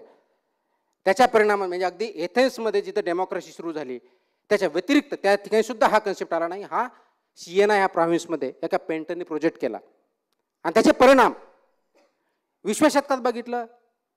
1900 वर्ल्ड वॉर फर्स्ट नंतर नाझी जर्मनी आली. कित्येक लोकांना प्रॉसिक्यूट केलं गेलं बॅड गव्हर्नन्स. उदाहरण, ग्रेट लीप फॉरवर्ड चायनामध्ये 60-70च्या दशकात झालं. भुकेमुळे लोक किती, कुणी सांगतं 20 लाख मेले, कुणी सांगतं 50 लाख मेले. नंबर इमॅटेरियल खूप मोठ्या प्रमाणात आहे. आणि त्या शतकामध्ये वर्ल्ड वॉर फर्स्टच्या अगोदर अमेरिकेचा सारखा देश, युनायटेड स्टेट्स ऑफ अमेरिका, हे माहीत नव्हतं. परंतु त्यानंतर वर्ल्ड वॉर सेकंड नंतर आणि पर्टिक्युलर कोल्ड वॉर नंतर only super power in the world आहे. त्याचा जन्मसुद्धा त्याच शतकामध्ये झालेला आहे. हे द्योतक आहे की गुड गव्हर्नन्स म्हणजे काय होऊ शकते. याचा अर्थ अमेरिकेमध्ये सगळ्याच गोष्टी चांगल्या आहेत का, असा अर्थ होत नाही. किंवा जर्मनी आणि चायनामध्ये सगळ्याच वाईट आहे का, असा त्याचा अर्थ नाही. पण एक सिंबॉलिक जर म्हणून बघितलं तर गुड गव्हर्नन्स इम्पॅक्ट काय होऊ शकतो, बॅड गव्हर्नन्सचा काय होऊ शकतो आणि हे का होतं हे समजून घेण्याची गरज आहे. आणि आपण ज्यावेळी विचार करतो त्यावेळी समजून घेण्याची गरज आहे. एक उदाहरण म्हणून, कारण मी दुसऱ्याचं उदाहरण देऊ शकत नाही, मी स्वतःचं देतो. मला आठवते मी 2016 नवी मुंबईला म्युनिसिपल कमिशनर म्हणून जॉईन झालो. Date was I think 2 May 2016. Join झाल्यानंतर मी मीटिंग घेतल्या, माहिती घेतली. दुसऱ्या दिवशी जे कमिशनरचं रेसिडेन्स आहे त्याच्या बाजूला गार्डन आहे, ते गार्डनमध्ये वॉकला गेलो. सकाळी गार्डनमध्ये वॉकला गेल्यानंतर एक व्यक्ती माझ्याकडे आला. त्याने म्हटलं, सर मला आपल्याशी बोलायचं आहे. मला आश्चर्य वाटलं, कारण पहिला किंवा दुसरा किंवा 2-4 दिवस झालेले असतील, एक्झॅक्टली आय डोंट रिमेंबर, पण एक पहिल्या 8 दिवसातली गोष्ट आहे. म्हटलं बोला काय इश्यू आहे. त्यांनी सांगितलं की इथं पर्टिक्युलर इश्यू आहे या गार्डनमध्ये, इथं काहीतरी हे कचरा पडतो, त्याच्यातून साप निघतात आणि त्याच्यामुळं आजूबाजूच्या रहिवाशामध्ये खूप मोठ्या प्रमाणात भीतीचं वातावरण असतं. मुलांना चावलं असतं त्याची विषबाधा होऊ शकते, मृत्यू होऊ शकतात, तशी भीती आहे. म्हटलं आपण कंप्लेन केली नाही का. म्हणजे मी अनेक कंप्लेन केलेल्या आहेत पण मला रिस्पॉन्स काय भेटला नाही. म्हटलं कुणाला केलं. मी सर्व स्तरांना म्हणजे मेलवरती केलेलं आहेत, लेटर लिहून केलेले आहेत, इथले जे वॉर्ड ऑफिसर वगैरे आहेत त्यांना भेटून सांगितलेलं आहे, पण तो प्रश्न परमनंटली काही सुटत नाही. म्हटलं ठीक आहे, मी बघतो काय करता येईल ते.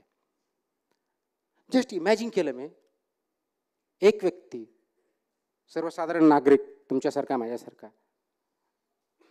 अनेक वर्षापासून सार्वजनिक ठिकाणी कचरा पडला जातो. टाकणारे कोण असतात, नागरिकच असतात. बाहेरून कुठून येत नाही. म्हणजे नवी मुंबईमध्ये कचरा पुण्याचा जात नाही, नवी मुंबईतल्याच नागरिकांचा असतो. परंतु त्याच्यामुळे तिथल्या सार्वजनिक आरोग्याला किंवा सिक्युरिटीला किंवा मुलांना जर धोका होत असेल आणि ते ॲड्रेस करण्यासाठी ते गव्हर्नमेंटकडे, म्हणजे तिथलं गव्हर्नमेंट म्हणजे महानगरपालिका यांच्याकडे जात असेल आणि तो अनेक महिन्यापासून अनेक वर्षापासून तो ॲड्रेस होत नसेल, असं का. हा प्रश्न कोणत्याही संवेदनशील मला ज्याला म्हणता येईल कॉन्शियस पर्सनला, ज्याची सद्विवेक बुद्धी जागी आहे त्याला पडेल. कुणी नॉर्मल माणूस असू द्या, अधिकारी असू द्या, पदाधिकारी असू, कुणी असू पडेल. त्यानंतर मी ऑफिसला गेलो. मी अधिकाऱ्यांना विचारलं की अशी अशी कंप्लेन आहे, काय झालं त्याच्यामध्ये. नाही ते करून घेतो. करून घ्या तुम्ही, that is not an issue. ते का ॲड्रेस का नाही झालं याचं मला ॲनालिसिस पाहिजे. मग त्याच्यातून म्हटलं आपल्याकडे अशा ग्रीव्हन्स रिड्रेसल म्हणजे तक्रारी ज्या आहेत हे खूप छोटं आहे. म्हणजे ह्याच्यामध्ये विकास होणार आहे का नाही आहे, पण विकासाला सपोर्टिव्ह डेफिनेटली होऊ शकतं. म्हणजे गव्हर्नमेंटचा फेस नागरिकावर जो असतो तर फर्स्ट थिंग इज माझ्या तक्रारीचं काय याच्यावरती खूप महत्त्वाचं असतं. की माझी तक्रार जर ऐकली जाणार असेल आणि सोडवली जाणार असेल तर मी त्याला गुड गव्हर्नन्सचं स्वरूप देतो. That is not the only indicator, that is one of the many indicators. पण तो जर एवढं इंडिकेटर जर असेल तर ते का. म्हणजे आपल्याकडे कंप्लेन येतात म्हणे, हो आपल्याकडे ॲप पण आहे. म्हणलं ॲप पण आहे. Very good. मग ॲप आहे ती ॲड्रेस का होत नाही. मी काय प्रॉब्लेम बघू शकतो. म्हटलं ठीक आहे, ॲपमध्ये आहे ती काय प्रणाली, कशा पद्धतीने आपण काम करतो, मला एखादं दाखवा. त्यांना ओपन करायला लावलं ॲप. जे ॲप होतं जे महानगरपालिकेचं, आणि 2016 खूप जुनी गोष्ट नाही. कंप्लेन आली.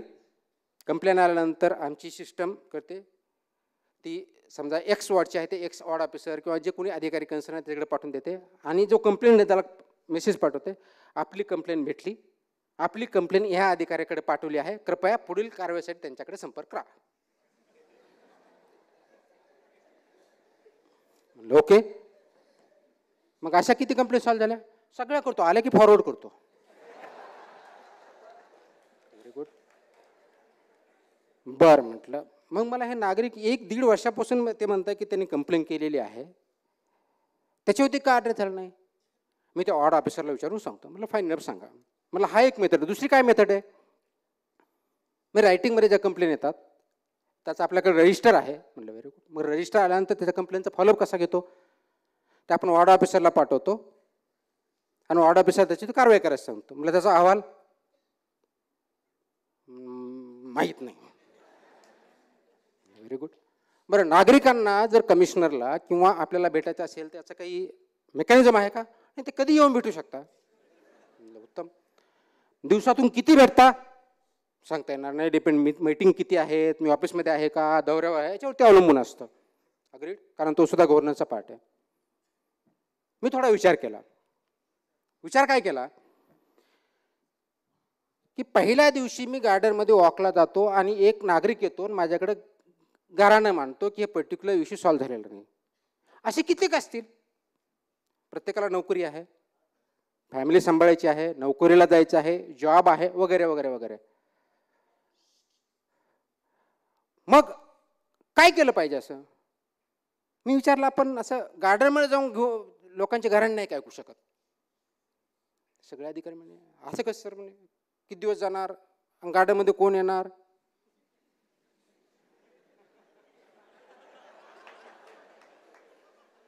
मग आपला तो वेळ नाही, आपण 10 ते 6च्या दरम्यान जायचं का सकाळी जायचं, कसं करणार? मग लोक वॉकसाठी येतात, मग ते घराणे कसे मांडणार? त्यांना प्रश्न असतात. मला खरोखरच प्रश्न पडला की असा आता जर मला नागरिक जाताना बोलतोय, त्याला जर एक प्लॅटफॉर्म करून दिला तर काय होऊ शकेल? मला आपण एक एक्सपेरिमेंट करूयात. आपण दर शनिवारी सकाळी 7 वाजता प्री डिसाइडेड ठिकाणी, म्हणजे 8 दिवस अगोदर तिथं बॅनर लावून टाकायचे त्या गार्डनला की पुढच्या शनिवारी सकाळी 7 वाजता कमिशनर इथे येणार आहेत, ज्यांना आपल्या कंप्लेंट द्यायच्या त्यांनी तिथं यावं. ते म्हणे सर दररोज सकाळी शनिवारी सकाळी 7 शनिवारी सुट्टी असते. म्हणलं हो असते, म्हणूनच जायचं. म्हटलं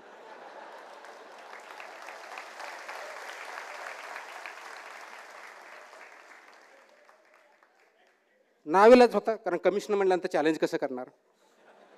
शेवटी बॉस इज ऑलवेज राईट.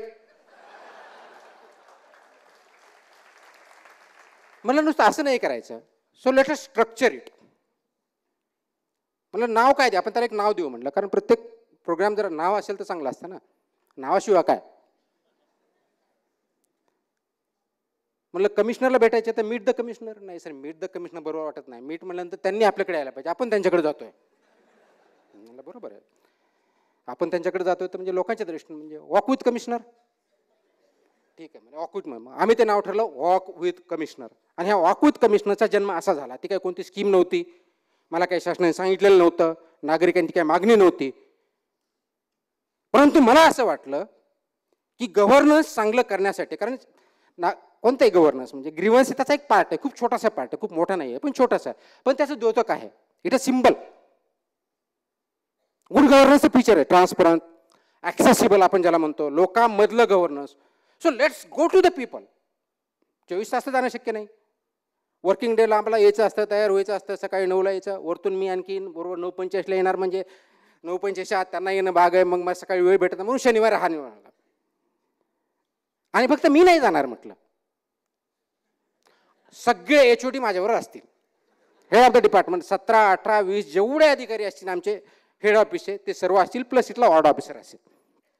यांनी सकाळी 7 वाजता तिथं हजर राहायचं, माझ्यावर वॉक करायचं, 1 राऊंड असेल 2 असेल जे काय ते करायचं. आणि मग चालता चालता आपण ग्रीव्हन्सेस ऐकायचे. मग चालता चालता कसे आपण प्रयत्न तर करू म्हटलं, नंतर एका ठिकाणी बसू. आणि हे केल्यानंतर नुसतं ऐकायचे नाही म्हटलं, ते प्रॉब्लेम सॉल्व्ह करायचे. प्रॉब्लेम सॉल्व्ह करायचे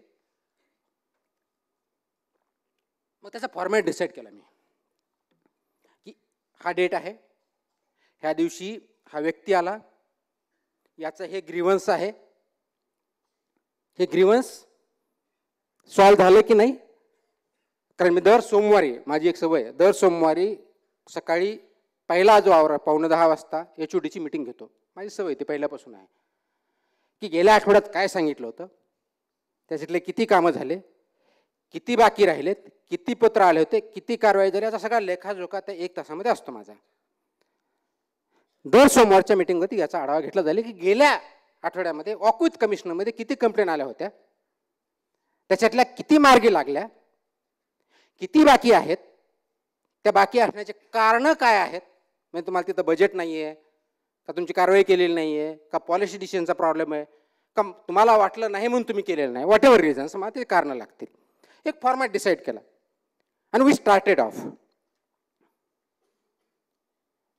पहिला कारण पब्लिक म्हणजे प्रेस नोट दिली, लोक आले, वॉक बंद झाला, ग्रीव्हन्सेस वाढले. कारण वॉक करताना तेवढं शिकून एका ठिकाणी उभा बसलो, खूप मोठ्या प्रमाणात पहिल्या दिवशी मला आठवतं 50-60 कंप्लेंट माझ्याकडे आल्या त्या दिवशी. आता ते मी सर्व HOD बोलवलेले होते, HOD बोलवले होते, फॉर्मॅट होता. आता त्यांना माहीत होतं की हे जर दर सोमवारी उत्तर द्यायचं आहे आणि त्याच्यातल्या 70 ते 80% कंप्लेंट अशा असतात की अगदी 10 मिनिटात सॉल्व्ह होऊ शकतात. सिंपल साध्या गोष्ट, इथं कचरा पडला आहे, तिथं लाईट चालतच नाही, ड्रेनेज ब्लॉकेज झालेला आहे, इथं गार्डन आहे, गार्डनमधले ते जे झाडं किंवा फ्लॉवर आहेत कटिंग झालेलं नाही, वगैरे वगैरे वगैरे छोट्या छोट्या गोष्टी असतात. 70 to 80. By the time I reached office, म्हणजे 7 ते 8 हा करा किंवा का 8:30 घेतला, 9पर्यंत घेतला, 9:45 मी ऑफिसला आलो आणि 11 वाजेपर्यंत तिथल्या वॉर्ड ऑफिसकडून रिपोर्ट आला की 50 पैकी 30 कंप्लेंटचं निराकरण ॲक्च्युअली झालेलं आहे. Very good. एवढी एफिशियन्सी असेल तर याच्यापेक्षा दुसरं काही तर असू शकत नाही. This is what we are here for. बाकीच्या 20चं काय, तर काही ठिकाणी बजेटची गरज होती, काही ठिकाणी डिमांड जी होती पॉलिसी, म्हणजे खूप मोठ्या प्रमाणात मला इथं रोड बनवायचा, तो तर काही 1 तासात होऊ शकत नाही. रोड बनवण्यासाठी रोड तिथं मान्य आहे का, त्याच्यात बजेट आहे का, बजेटली प्रोविजन ते इम्प्लिमेंट होतोय का, वगैरे बाकीच्या गोष्टी त्या कराव्या लागतील. आणि ही सुरुवात केली. मग त्याच्यामध्ये जसे काय अनुभव येत गेले त्याप्रमाणे त्याच्यामध्ये मॉडिफिकेशन पण आम्ही करत गेलो. फॉर्मॅट कसा असावा, काय असावा, कोण रिस्पॉन्सिबल असावं वगैरे. यू विल नॉट बिलीव्ह, मी तिथं किती महिने होतं, 10 महिने टेंटेटिव्हली.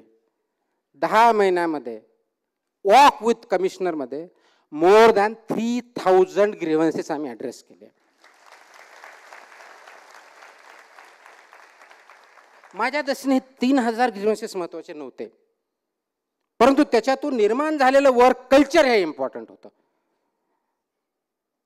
म्हणलं हा ते एक फॉर्मॅट झाला, 1 आठवडा गेला, म्हणलं हा ते एक फॉर्मॅट झाला. दुसरा मीट द कमिशनर, का नेहमीप्रमाणे मी माझी सवय आहे 3 ते 4 किंवा 4 ते 5 हा मी एक्सक्लुझिव्ह वेळ ज्या ज्या ठिकाणी काम करतो त्या ठिकाणी नागरिकांना विदाऊट अपॉइंटमेंट भेटण्याचा ॲक्सेस मी ठरवून ठेवलेला. परत कोणत्याही ठिकाणी असेल मी 4 ते 5 किंवा 3 ते 4 वॉटेवर द टाईम, त्यावेळेत कुणीही विदाऊट अपॉइंटमेंट येऊ शकतं, ग्रीव्हन्स देऊ शकतो, चर्चा करू शकतो, असं माझे हा दुसरा फॉर्मॅट झाला. पण म्हटलं काही लोक तिथं पण येऊ शकत नाहीत, काही लोक मला भेटू पण शकत नाहीत, काही पत्राने देऊ शकतात, परंतु टेक्नॉलॉजीचा वापर का करायचा नाही. म्हणून म्हणलं लेटस मेक अ ॲप. जो होता तो योग्य होता, कारण ते फॉरवर्ड करायचे. आता मला माहीत नाही आहे तुम्ही कोणत्या प्रकारचे ॲप, आपल्यापैकी जर नवी मुंबईतला कोणी ॲप किंवा PMPML इथला, मी ज्यावेळेस होतो त्यावेळेस मी एक ॲप तयार केला होता, तो जर वापरला असेल आणि आत्ता चालू आहे की नाही मला माहीत नाही, जर असेल तो कसा ऑटोमॅटिक आहे. आणि त्याच्यामध्ये मी काय येतोय, मी एक्झाम्पल का देतोय, कारण गुड गव्हर्नन्सचे सगळे प्रिन्सिपल त्या एका ॲपमध्ये मी टाकलेले आहेत. ऑल मी एक्सप्लेन करतो. म्हणून आपण ॲप तयार करूया. मग ॲप तयार करण्यासाठी मी काय केलं की लेटस अंडरस्टँड द प्रोसेस. एखादी कंप्लेंट आली म्हणजे आपली त्याची प्रोसेस काय, कंप्लेंट येते, आपण ते फॉरवर्ड करतो, तो अधिकारी असाइन करतो दुसऱ्याला, त्याच्याकडून रिपोर्ट येतो, रिपोर्ट आल्यानंतर ते अधिकाऱ्याकडे जातो आणि ते त्याला कळवलं जातं किंवा नाही कळवलं जातं आणि क्लोज होते. ही प्रोसेस आहे. म्हणजे लेखी कंप्लेंट ज्या येतात त्या ॲड्रेस का होत नाहीत, कारण 50% पेक्षा जास्त कंप्लेंट एका अधिकाऱ्याकडे गेला की तो लिहून पाठवतो, ही कंप्लेंट ह्या विभागाशी संबंधित नाही, त्या विभागाकडे आहे, तिकडे याचा पाठवली येते. 50% कंप्लेंट अशा बाजूला जातात. आणि म्हणून व्यक्ती 1 वेळेस फॉलो करतो, 2 वेळेस करतो, 3 वेळेस करून सोडून देतो. किती जणांकडे जाणार. कारण मला लिमिटेशन आहे, माझं कुटुंब आहे, मला नोकरी आहे, माझा व्यवसाय आहे, मी किती फॉलो करणार. परत साहेब आलेतील, भेटतील, नाही भेटतील, उत्तर. हा एक प्रकार. असं का होतं? त्याचं बेसिक कारण असं आहे की अकाउंटेबिलिटी फिक्स नसते किंवा अकाउंटेबिलिटी फिक्स केली जात नाही. जबाबदारी ज्याला म्हणून. एक व्यक्ती जर त्याला जबाबदार असेल आणि त्यांनी काम जर केलं नाही, त्याला त्याची पनिशमेंट जर भेटणार असेल आणि if he or she is held responsible, response वाढतो. दुसरी गोष्ट, जे काही येतं त्याचं पिरियॉडिक रिव्ह्यू होणं गरजेचं असतं. त्याच्यावरती काय झालं, काय अडचणी आल्या, त्याला मदत करणं अपेक्षित आहे, ही दुसरी गोष्ट झाली. आणि तिसरी गोष्ट, ज्या स्टेजेस आहेत, मी 5 स्टेजेस असते, 5 स्टेजेसची आवश्यकता आहे का? जितक्या माणसाच्या माध्यमातून जातो तेवढ्या माणसाची आवश्यकता आहे का? तेवढं प्रोसेस करण्यात तेवढा वेळ गरजेचा आहे का? ह्या सगळ्याचा अभ्यास केल्यानंतर आम्ही डिझाईन केलं ॲपचं. आणि त्या ॲपचं डिझाईन असं होतं की नवी मुंबईमधला किंवा इथं PMPMला जे होतं, PM ज्या एरियामधले, पुणे मेट्रोपॉलिटन एरियामधला कोणताही नागरिकाला जर कंप्लेंट टाकायची, फक्त त्याने तो ॲप डाउनलोड करायचा. तिथल्या ॲपचं नाव होतं NMMC E-Connect. डाउनलोड करायचा. 21 त्यांचे क्रेडेन्शियल्स लिहायचे, म्हणजे जे काही त्याचे रेसिडेन्सी एरिया, आणि एखादी कंप्लेंट टाकायची आहे. ॲप ओपन करायचा, फर्स्ट बटन. सेकंड, तुमचा ऑड सिलेक्ट करायचा. ऑड तुम्हाला टाकावं, त्याच्यात ड्रिल डाऊन असेल, ऑड सिलेक्ट करायचा. कंप्लेंटमध्ये सुद्धा आम्ही ड्रिल डाऊन केलं होतं. सगळ्या कंप्लेंट प्रकारच्या जवळजवळ 150च्या आसपास आम्ही वेगवेगळ्या प्रकारचे कंप्लेंट केल्या. त्याच्या व्यतिरिक्त काही टाकायचं टाकू शकतो, ते ड्रिल चेक करायचं. फोटो असेल, व्हिडिओ असेल तर ते टाकायची प्रोव्हिजन होतं, ते करायचं आणि अपलोड करायचं. 3 स्टेजेस. 4th क्लिक ठेवणार नाही अशा प्रकारचा ॲप होता. आता हे झाल्यानंतर the moment it is uploaded, complaint upload केली आहे, त्या मोमेंटला 2 घटना घडतात. एक, ती कंप्लेंट असाइन होते ज्या अधिकाऱ्याला काम करायचे त्याला, कारण त्याचा अल्गोरिदम पाठीमागं बॅक एंडला आम्ही केलेलं होतं. So it is assign to a particular office only, not to somebody else. आणि त्या अधिकाऱ्याला ते फॉरवर्ड करण्याचा किंवा कोणा शिफ्ट करण्याचा अधिकार नव्हता. जर चुकून समजा एखादी आलीच तर ती माझ्यापर्यंत रेफर करायची सांगितलं होतं, तुम्ही स्वतः नाही करायची. ज्यावेळेस माझ्यापर्यंत सांगितलं तर ऑटोमॅटिक रेफर करायच्या सुद्धा करणार नाही, स्वतःहून करून घेतात. असाइन झाले. असाइन झाल्यानंतर इतक्या पुरतं होणार नाही, तर मग पुढं काय केलं की 24 आवर्स मी टाईमलाईन त्याच्यात ठरवून दिली होती अल्गोरिदममध्ये. विदिन 24 आवर्स त्या अधिकाऱ्याने, जे असाइन अधिकारी आहेत त्यांनी ती ओपन करायची, फक्त ओपन करायची, nothing more than that. Open करायची. कारण कंप्लेंटकडे कोणी बघितलं तर पाहिजे, वाचलं तर पाहिजे. आणि त्याची पहिली स्टेप म्हणजे कंप्लेंट काय बघितलं पाहिजे, त्यासाठी ओपन करायची. म्हणजे पत्र आलं तर आम्ही काय करतो, टिक पाठवून दिलं, वाचत सुद्धा नाही. तर याच्यामध्ये तुम्ही ओपन करा. आता ओपन केलं म्हणजे वाचलं असं सिस्टमद्वारे दिसतं की याच ओपन डेत. जर समजा त्या अधिकाऱ्यानं 24 आवरमध्ये ओपन केली नाही तर 24 आवर फर्स्ट सेकंडला that complaint will automatically escalated to higher officer. फक्त एवढंच नाही, ज्या मोमेंटला ती कंप्लेंट एस्केलेट होते किंवा ग्रीव्हन्स एस्केलेट होतं, त्या मोमेंटला ज्या अधिकाऱ्याने ओपन केली त्याला ऑटोमॅटिक सिस्टमद्वारे शोकत जाते. ऑटोमॅटिकली सिस्टम, दोन्ही ऍक्शन एकाच वेळेस होतात, एस्केलेश आणि notice. Escalate to higher officer, notice to the concern officer. स्टार्टिंगला अधिकाऱ्यांना वाटलं असं कुठं असतं का. पहिल्या 8 दिवस एवढ्या नोटीस गेल्या की ते परेशान झाले की ओपन करायला लागले. कारण शेवटी अकाउंटेबिलिटी आहे, तुमचा इफेमेरल रोल आहे, तुमच्यावरती ऍक्शन घेण्यासाठी तुम्हाला डॉक्युमेंट तयार करावं लागतं. ते डॉक्युमेंट ऑटोमॅटिकली सिस्टमद्वारे तयार होत होतं. बट त्याचा फॉर्मॅट मी व्यवस्थित ठरवून दिला होता, जो रूल्समध्ये बसला आहे तो फॉर्मॅट व्यवस्थित करून टाकला होता. जसे गेले की फक्त त्याचं नाव टाईप ऑटोमॅटिकली व्हायचं, ऑटोमॅटिक कोणाला डिस्क्रिप्शन नव्हतं, ऑटोमॅटिक सिस्टममध्ये जायचं आणि ते त्याच्या नावावरती ॲड ऑन होत जायचं. त्याचं उत्तर पण मला येणं अपेक्षित होतं. समजा त्यांनी ओपन केली तर मग त्या कंप्लेंटला depending on complaint 3 to 7 days आणि काही केसमध्ये 3 आठवडे 4 आठवडे असा वेळ दिला होता. कारण काही गोष्टी ज्या असतात प्लॅनिंग डिपार्टमेंटच्या, बिल्डिंगच्या, त्याला खूप वेळ लागतो, त्याला त्या अनुषंगाने दिलं होतं. त्या 3, 5, 7 डेज 90% याच्यामध्ये त्यांनी ते उत्तर द्यायचं, म्हणजे कंप्लेंट ॲड्रेस करून उत्तर द्यायचं. जर तिथंही समजा त्यांनी त्या वेळ पाळली नाही तर सेम प्रोसेस अजून एस्केलेट होणार, नोटीस जाणार. सेम जी ओपन नाही केली तीच, उत्तर नाही दिलं तर होतं. उत्तर दिलंच तर नागरिकांना उत्तर जाणार. आणि इन बिटवीन नागरिकाला हे माहिती की ज्या मोमेंटला अपलोड केली त्या मोमेंटला ते कोणत्या अधिकाऱ्याकडे गेली, त्याच्याकडे ट्रॅकर होतं की तुमच्या यांच्याकडे अधिकार आहे, इतक्या वाजता गेलेली आहे. त्या कोणत्याही क्षणी तुम्ही ओपन करून बघू शकता तुमच्या कंप्लेंटचं स्टेटस काय आहे, त्याचं उत्तर आलं आहे का. उत्तर आलं तर तुमच्यावरती येईल, तुमच्या जे काही ईमेल दिला असेल, फोन असेल किंवा वॉट एव्हर दिलं असेल त्याच्या माध्यमातून आपल्याला येईल. उत्तर आल्यानंतर नागरिकाला, कंप्लेनंटला ही आम्ही मुभा दिली होती की तुम्ही त्या उत्तराशी सहमत आहात का असहमत आहात. आर यू सॅटिस्फाईड और नॉट सॅटिस्फाईड. तर 2 बटन समोर यायचे, सॅटिस्फाईड किंवा अनसॅटिस्फाईड. सॅटिस्फाईड म्हटलं तर complain will be closed. Unsatisfied म्हटलं तर complain will be escalated. It will not go to the same officer, it will go to escalate higher officer. आणि higher officer has to get it verified. त्यांनी योग्य केलं, अयोग्य केलं, असं 3 times आम्ही चान्सेस द्यायचो. कारण काही लोकांना काहीही केलं तरी सॅटिस्फाय होत नाही, अशी पण परिस्थिती आहे. म्हणजे मी जर उत्तर दिलं तर ते मला मान्यच नसतं. असेही काही असतात, कमी असतात पण असतात. मग ही सिस्टम चालू केली. ही सिस्टम चालू केल्यानंतर हळूहळू रिस्पॉन्स वाढत गेला. 15 दिवस हा ॲप झाला. त्याच्यातून ज्या काही त्रुटी राहिल्या, बग्स आले, ते काढले. मला 3 ते 4 किंवा 4 ते 5 दरम्यान नागरिक आले, साहेब तुमचा ॲप खूप छान आहे. म्हणलं काय झालं. आम्ही कंप्लेन करून 10 मिनटं म्हणजे रात्रीचा वेळ जर सोडला आणि ऑफिस आज जर असेल सर्वसाधारणपणे सकाळी 7 ते संध्याकाळी 7 मध्ये असेल तर 5 मिनिटात मला फोन येतो, साहेब काय ते सांगा अगोदर मला. ऑफिसमधून फोन जातो, तो ॲड्रेस होतो आणि असे 90% प्रॉब्लेम म्हणजे सॉल्व्ह व्हायला लागले. So we are happy. Very good. हे काय झालं.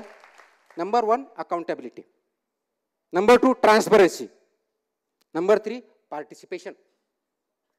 सॅटिस्फाईड अनसॅटिस्फाईड मी दिलेलं आहे. आणि सर्वात महत्त्वाचं याच्या व्यतिरिक्त आणखी एक त्याच्यामध्ये होतं की जो कंप्लेनंट आहे तो कंप्लेनंट याला त्या उत्तराबद्दल किंवा सर्व्हिसबद्दल स्टार रेटिंग द्यायचा आम्ही ऑप्शन दिलेला होता की 5 स्टार केले होते. 1 स्टार वर्स्ट, 5 स्टार बेस्ट. आणि असे star at the end of the year वर्षभरातून जे येतील they will be accounted for writing the ACR or the report of the concern officer. हे सिस्टमद्वारे तयार केलेलं होतं. सो दॅट तुमचा परफॉर्मन्स पब्लिक जे म्हणतो पब्लिक पार्टिसिपेंट त्यांचं तुमच्याबद्दलचं मत काय आहे हे स्टारच्या माध्यमातून तुम्हाला जे स्टार रेटिंग भेटणार आहे त्याच्या माध्यमातून सुद्धा ठरवलं आहे. एकमेव होता one of the parameters included in performance appraisal of officer. हे सिस्टममध्ये इन्क्लूड केलं. अकाउंटेबिलिटी आली, पारदर्शकता आली, रिस्पॉन्सिबिलिटी आली, पार्टिसिपेशन ऑफ पब्लिक आलं, संवेदनशीलता आली. सर्वात महत्त्वाचा मला फीडबॅक काय आला असेल तर तुमचे अधिकारी जर व्यवस्थित बोलायला लागले, हा सर्वात मोठा फीडबॅक होता. मला साहेब म्हणतात, काय करू म्हणतात, अदरवाईज आम्ही गेलो तुम्हाला काही काम नाही का, मला तेवढंच काम आहे का, अशी उत्तर भेटायचे. आता सबमिशिव्ह येतात. मग हे जसं मी 1 महिना सक्सेस बघितलं आणि आय हॅड इन माइंड हे फक्त ग्रीव्हन्सेस पुढे चालू करायचं नाही. Then I extended services. You will not believe, within 3 months NMMC कदाचित भारतातले पहिले असेल, मला माहीत नाही पण कदाचित असेल, ऑनलाईन 60 सर्व्हिसेस आपण चालू केल्या. 60 services, whether birth certificate, death certificate, licence, you name it and you have it. Online, apply online, pay online, get online. All this 60 services we started within 3 months. वापर काय केला? Information technology. मला एक जणांनी विचारलं तुम्ही इंजिनियर आहात का? मला असं का म्हणता? एवढा चांगला ॲप कसं काय डिझाईन करू शकतात? मला डिझाईन करण्याचं काम इंजिनियरचं नसतं. त्यासाठी कुणीही कोड रायटर जो आहे त्याला सांगितलं त्याप्रमाणे कोड लिहिल. तो काय पाहिजे हे तुम्ही ठरवायचे. That is where the leadership counts, that's where the vision counts, that's where your contribution as a leader, team leader, in whatever capacity is there. हे तुमचं कॉन्ट्रीब्युशन. त्यासाठी इंजिनियरची गरज नाही. हे चालू केलं.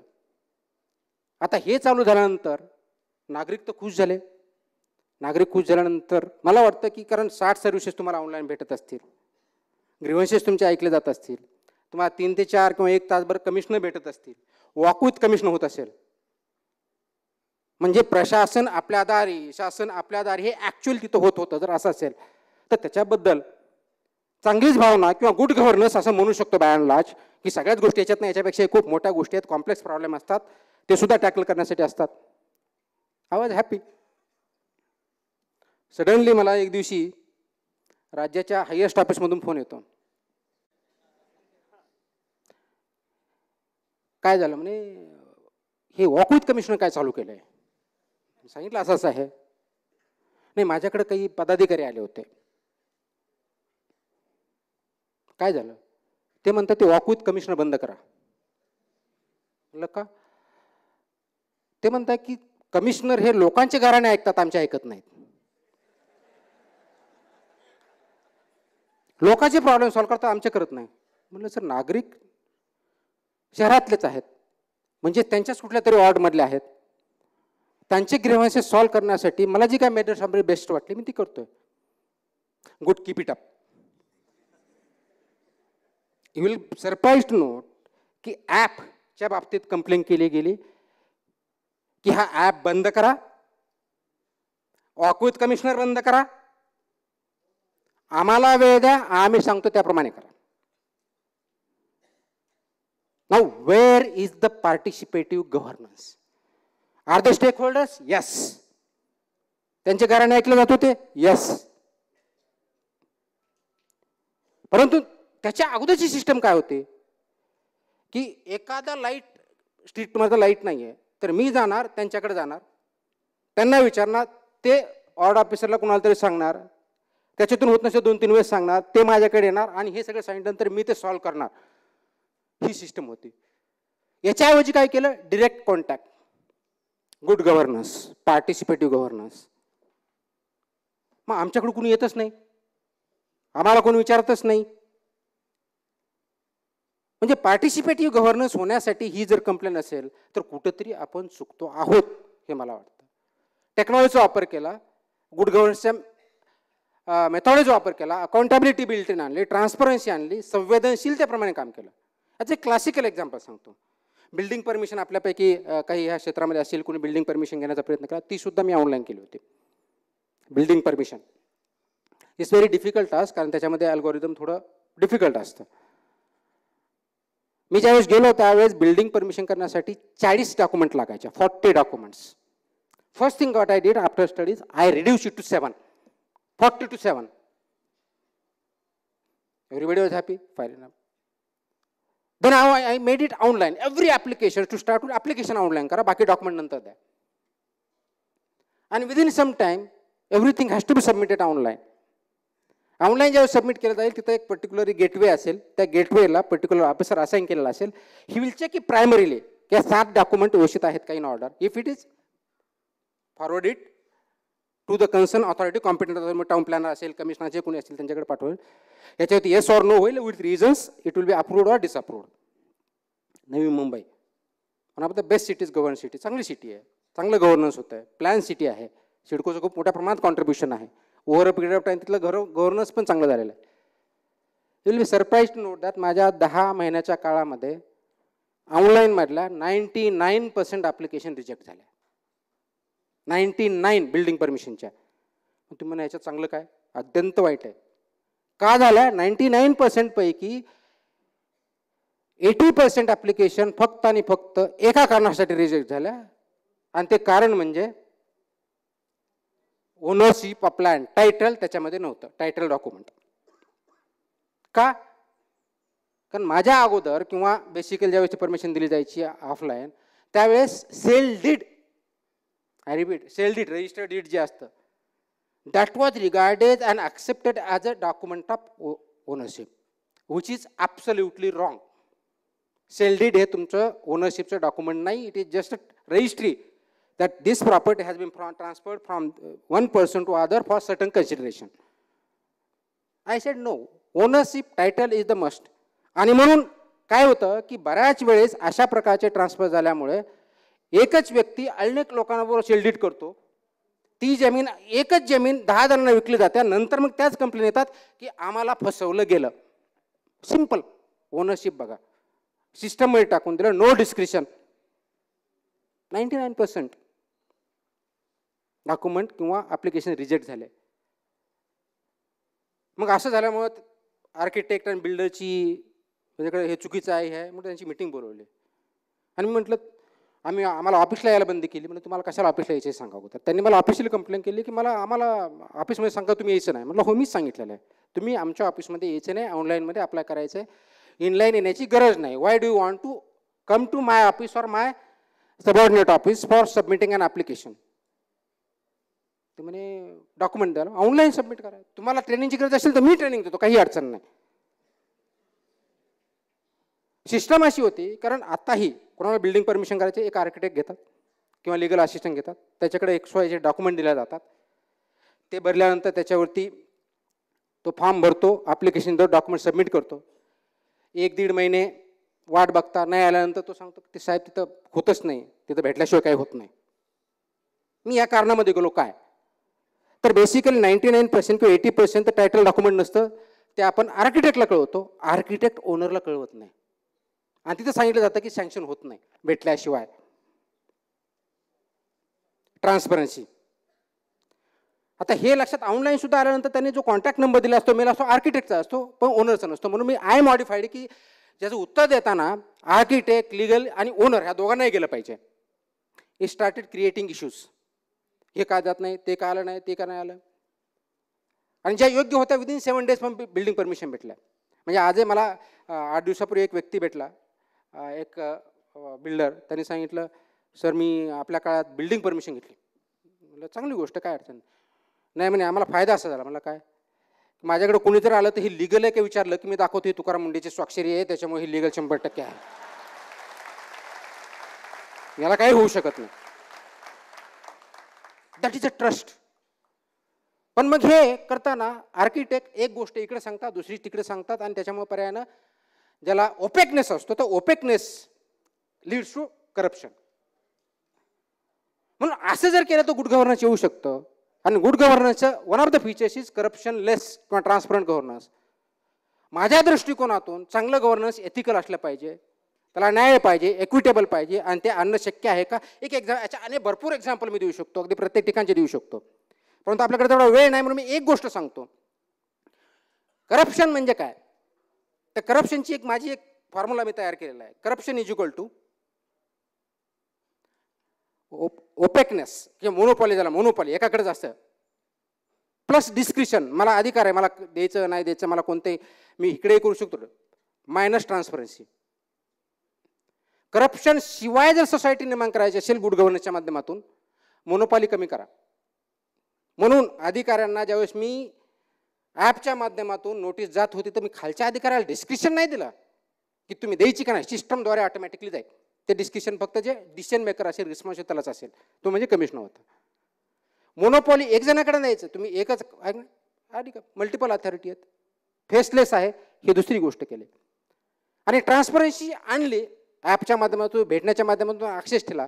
ह्या 3 गोष्टी आपण करू शकलो तर आपल्याला करप्शनवरती कंट्रोल आणता येईल, पर्यायानं गव्हर्नन्स इम्प्रूव्ह होईल. आणि गव्हर्नन्स इम्प्रूव्ह करण्यासाठी आपल्या सर्व नागरिकांनी त्याच्यामध्ये सहभागी होणं गरजेचं आहे, कन्सल्टेशन नव्हे. आज आपण 5 वर्षातून 1 वेळेस मतदान करतो आणि संपला असं म्हणतो, तसं चालणार नाही. आपल्याला व्हिजिलंट राहावं लागेल.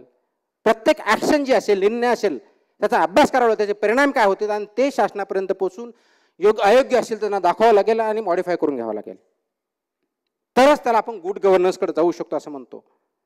आता अनेक विद्यार्थी आहेत MPSCच्या माध्यमातून, मला माहिती आहे की बऱ्याच जणांनी अशा अपेक्षा केल्या असेल की मी मार्गदर्शन स्पर्धा परीक्षेवरती करेल. मी आतापर्यंत स्पर्धा परीक्षेवर मी मार्गदर्शन करत नाही, ते कधीच मी सोडून दिलेलं आहे. आपल्यापैकी बऱ्याच जणांनी MPSCला परीक्षा कशा चांगल्या व्हाव्यात, वेळ होण्यासाठी आंदोलनं केली, अत्यंत चांगली गोष्ट आहे. कारण एखादी गोष्ट म्हणजे इश्यू तुम्ही हँडल करताय, त्याच्यावर व्हिजिलंट आहात. एक डेट डिक्लेअर करावी, त्या डेटला पाळावं, ते पद यावेत, ॲडव्हर्टाईज यावी, परीक्षा व्हावी, चांगली गोष्ट आहे. हा तुमचा ऑब्जेक्टिव्ह आहे का, तात्पुरता. ऑब्जेक्टिव्ह काय पाहिजे, ह्या परीक्षेच्या माध्यमातून आपल्याला चांगले अधिकारी, एथिकल, ट्रान्सपरंट, गुड गव्हर्नन्सवाले अधिकारी तयार करायचे, आणि त्याच्या माध्यमातून समाज तयार करायचा आहे. हे तयार होते का, याच्यावर कोणी विचार करतंय का. For example, me animal husbandry secretary होतो, त्यावेळेस जॉईन झाल्यानंतर दुसऱ्या का तिसऱ्या दिवशी एक विद्यार्थी माझ्याकडे आली, एक मुलगी. त्यांनी सांगितलं की मी 12 नंबरला आहे, 10 सीट्स होत्या, 2020ची काहीतरी परीक्षा होती, ट्रायबल स्पेशल ड्राईव्ह होता animal husbandry live stock development ऑफिसरचे. वरचे 2 कॅन्डिडेट जे आहेत सिलेक्ट झालेले, ते इनएलिजिबल आहे, एका विरुद्ध FIR आहे, आणि दुसरा ग्रॅज्युएटच नाही आहे. हा अप्लाय, परंतु मला अजून त्याचा रिस्पॉन्स आला नाही, आणि वेटिंग लिस्ट ही 1 वर्षाची असते, 1 महिना बाकी आहे. जर माझं झालं नाही तर माझं नुकसान होईल. म्हटलं ॲप्लिकेशन केलेलं आहे, का नाही झालं, मी चेक करतो. मी बघितलं खरोखरच ती परिस्थिती होती. आय इंटरव्हीन, एमपीसीला कळवलं की हे 2 आहेत, याच्यामध्ये ही अशी परिस्थिती आहे आणि वेटिंग लिस्ट होती आहे, please count her in, she is selected and she is joined. ते जर केलं नसतं तिच्यावरती अन्याय झाला असता. दुसरा इश्यू आला 2022ची काहीतरी माझ्या माहितीनुसार LDO आणि असिस्टंट कमिशनरची एमपीसी झाली होती. मी ज्यावेळी सेक्रेटरी झालो त्याच्यानंतर 1-1.5 महिन्यानंतर त्याचा निकाल लागला. आता सर्वसाधारण नाम असं आहे की निकाल लागल्यानंतर within 3 months, I repeat within 3 months सर्वसाधारणपणे अपॉइंटमेंट दिल्या पाहिजेत, जॉईनिंग करून घेतलं पाहिजे. त्याच्या अगोदर काय लागतं? तुमचं कॅरेक्टर सर्टिफिकेट, मेडिकल एक्झामिनेशन, तुमच्या document verification. I did it on war footing. 3 महिन्यात झालं. डिले का झाला तर मोस्टली काही कॅन्डिडेटनी त्यांचे डॉक्युमेंट व्हेरिफिकेशनला वेळ लावला म्हणून त्याच्यामुळे थोडा वेळ झाला. परंतु आजच्या डेटला ते सर्व अधिकारी जॉईन आहेत, त्यांचं ट्रेनिंग अर्ध झालेलं आहे आणि फक्त मी तेवढ्यापुरता विचार नाही केला. आपल्यापैकी बऱ्याच जणांनी अजून सांगितले की आमची अजून पदस्थापना झालेली नाही आहे. मी 2022ची गोष्ट करतो, ज्यांच्या ऑलरेडी ते सर्व्हिसमध्ये आहेत, जॉईंट आहेत, ट्रेनिंग झालेलं आहे. ट्रेनिंग बघितलं, आलं पहिल्या दिवशीपासून डायरेक्टली त्या ज्या ठिकाणी क्लिनिक आहे त्या ठिकाणी जायचं आणि प्रॅक्टिस चालू करायची असं होतं. मी ते बंद केलं. जवळजवळ 1 वर्षाचा ट्रेनिंग प्रोग्राम ग्रामपंचायतपासून ते कलेक्टर ऑफिसपर्यंत ते राज्याच्या कमिशनर ऑफिस मंत्रालयापर्यंत अटॅचमेंट तयार केल्या. त्याचा 22 ते 26 आठवड्याचा कार्यक्रम तयार केला. त्यांना ते एक्सपोजर दिलं की एका IAS ऑफिसरला ट्रेनिंग होता नव्हतं, तेच एक्सपोजर त्या LDOला असिस्टंट कमिशनरला दिलं. त्यांना ती ट्रेनिंग दिली आणि आज ते ट्रेनिंग घेऊन काम करत आहेत. उद्देश काय? वेळेवर भेटणं, पोस्टिंग भेटणं हा तुमचा जसा हक्क आहे तसा समाजाचा तुमच्याकडून योग्य प्रकारची सेवा होणं अपेक्षित आहे, कारण त्यांच्या टॅक्समधूनच तुम्हाला आणि मला पगार भेटतो आहे.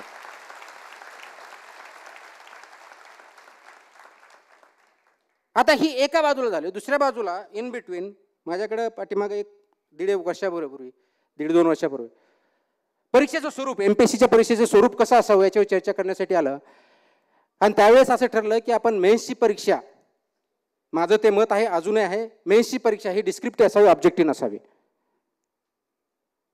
चेअरमनने ते उचलून धरलं. त्याच्यावरती UPSCचा सिलेबस बऱ्याच जणांनी वाटला असेल, 100% UPSCचा सिलेबस जसा तसा उचलला. त्याचं कारण मी एक आहे. मला विचारलं होतं, मी सांगितलं त्याप्रमाणे करा. मात्र आपल्यापैकीच काही जणांनी त्याला विरोध करून आज नाही पुढच्या वर्षी नाही त्याच्या पुढच्या वर्षी करा असं म्हटलं. याचं कारण काही मला कळू शकेल? मला फक्त ऑब्जेक्टिव्ह प्रश्न देऊन मी जर चांगला ॲडमिनिस्ट्रेटर झाला असता तर घोकणपट्टीवाले सगळे चांगले लीडर झाले असते.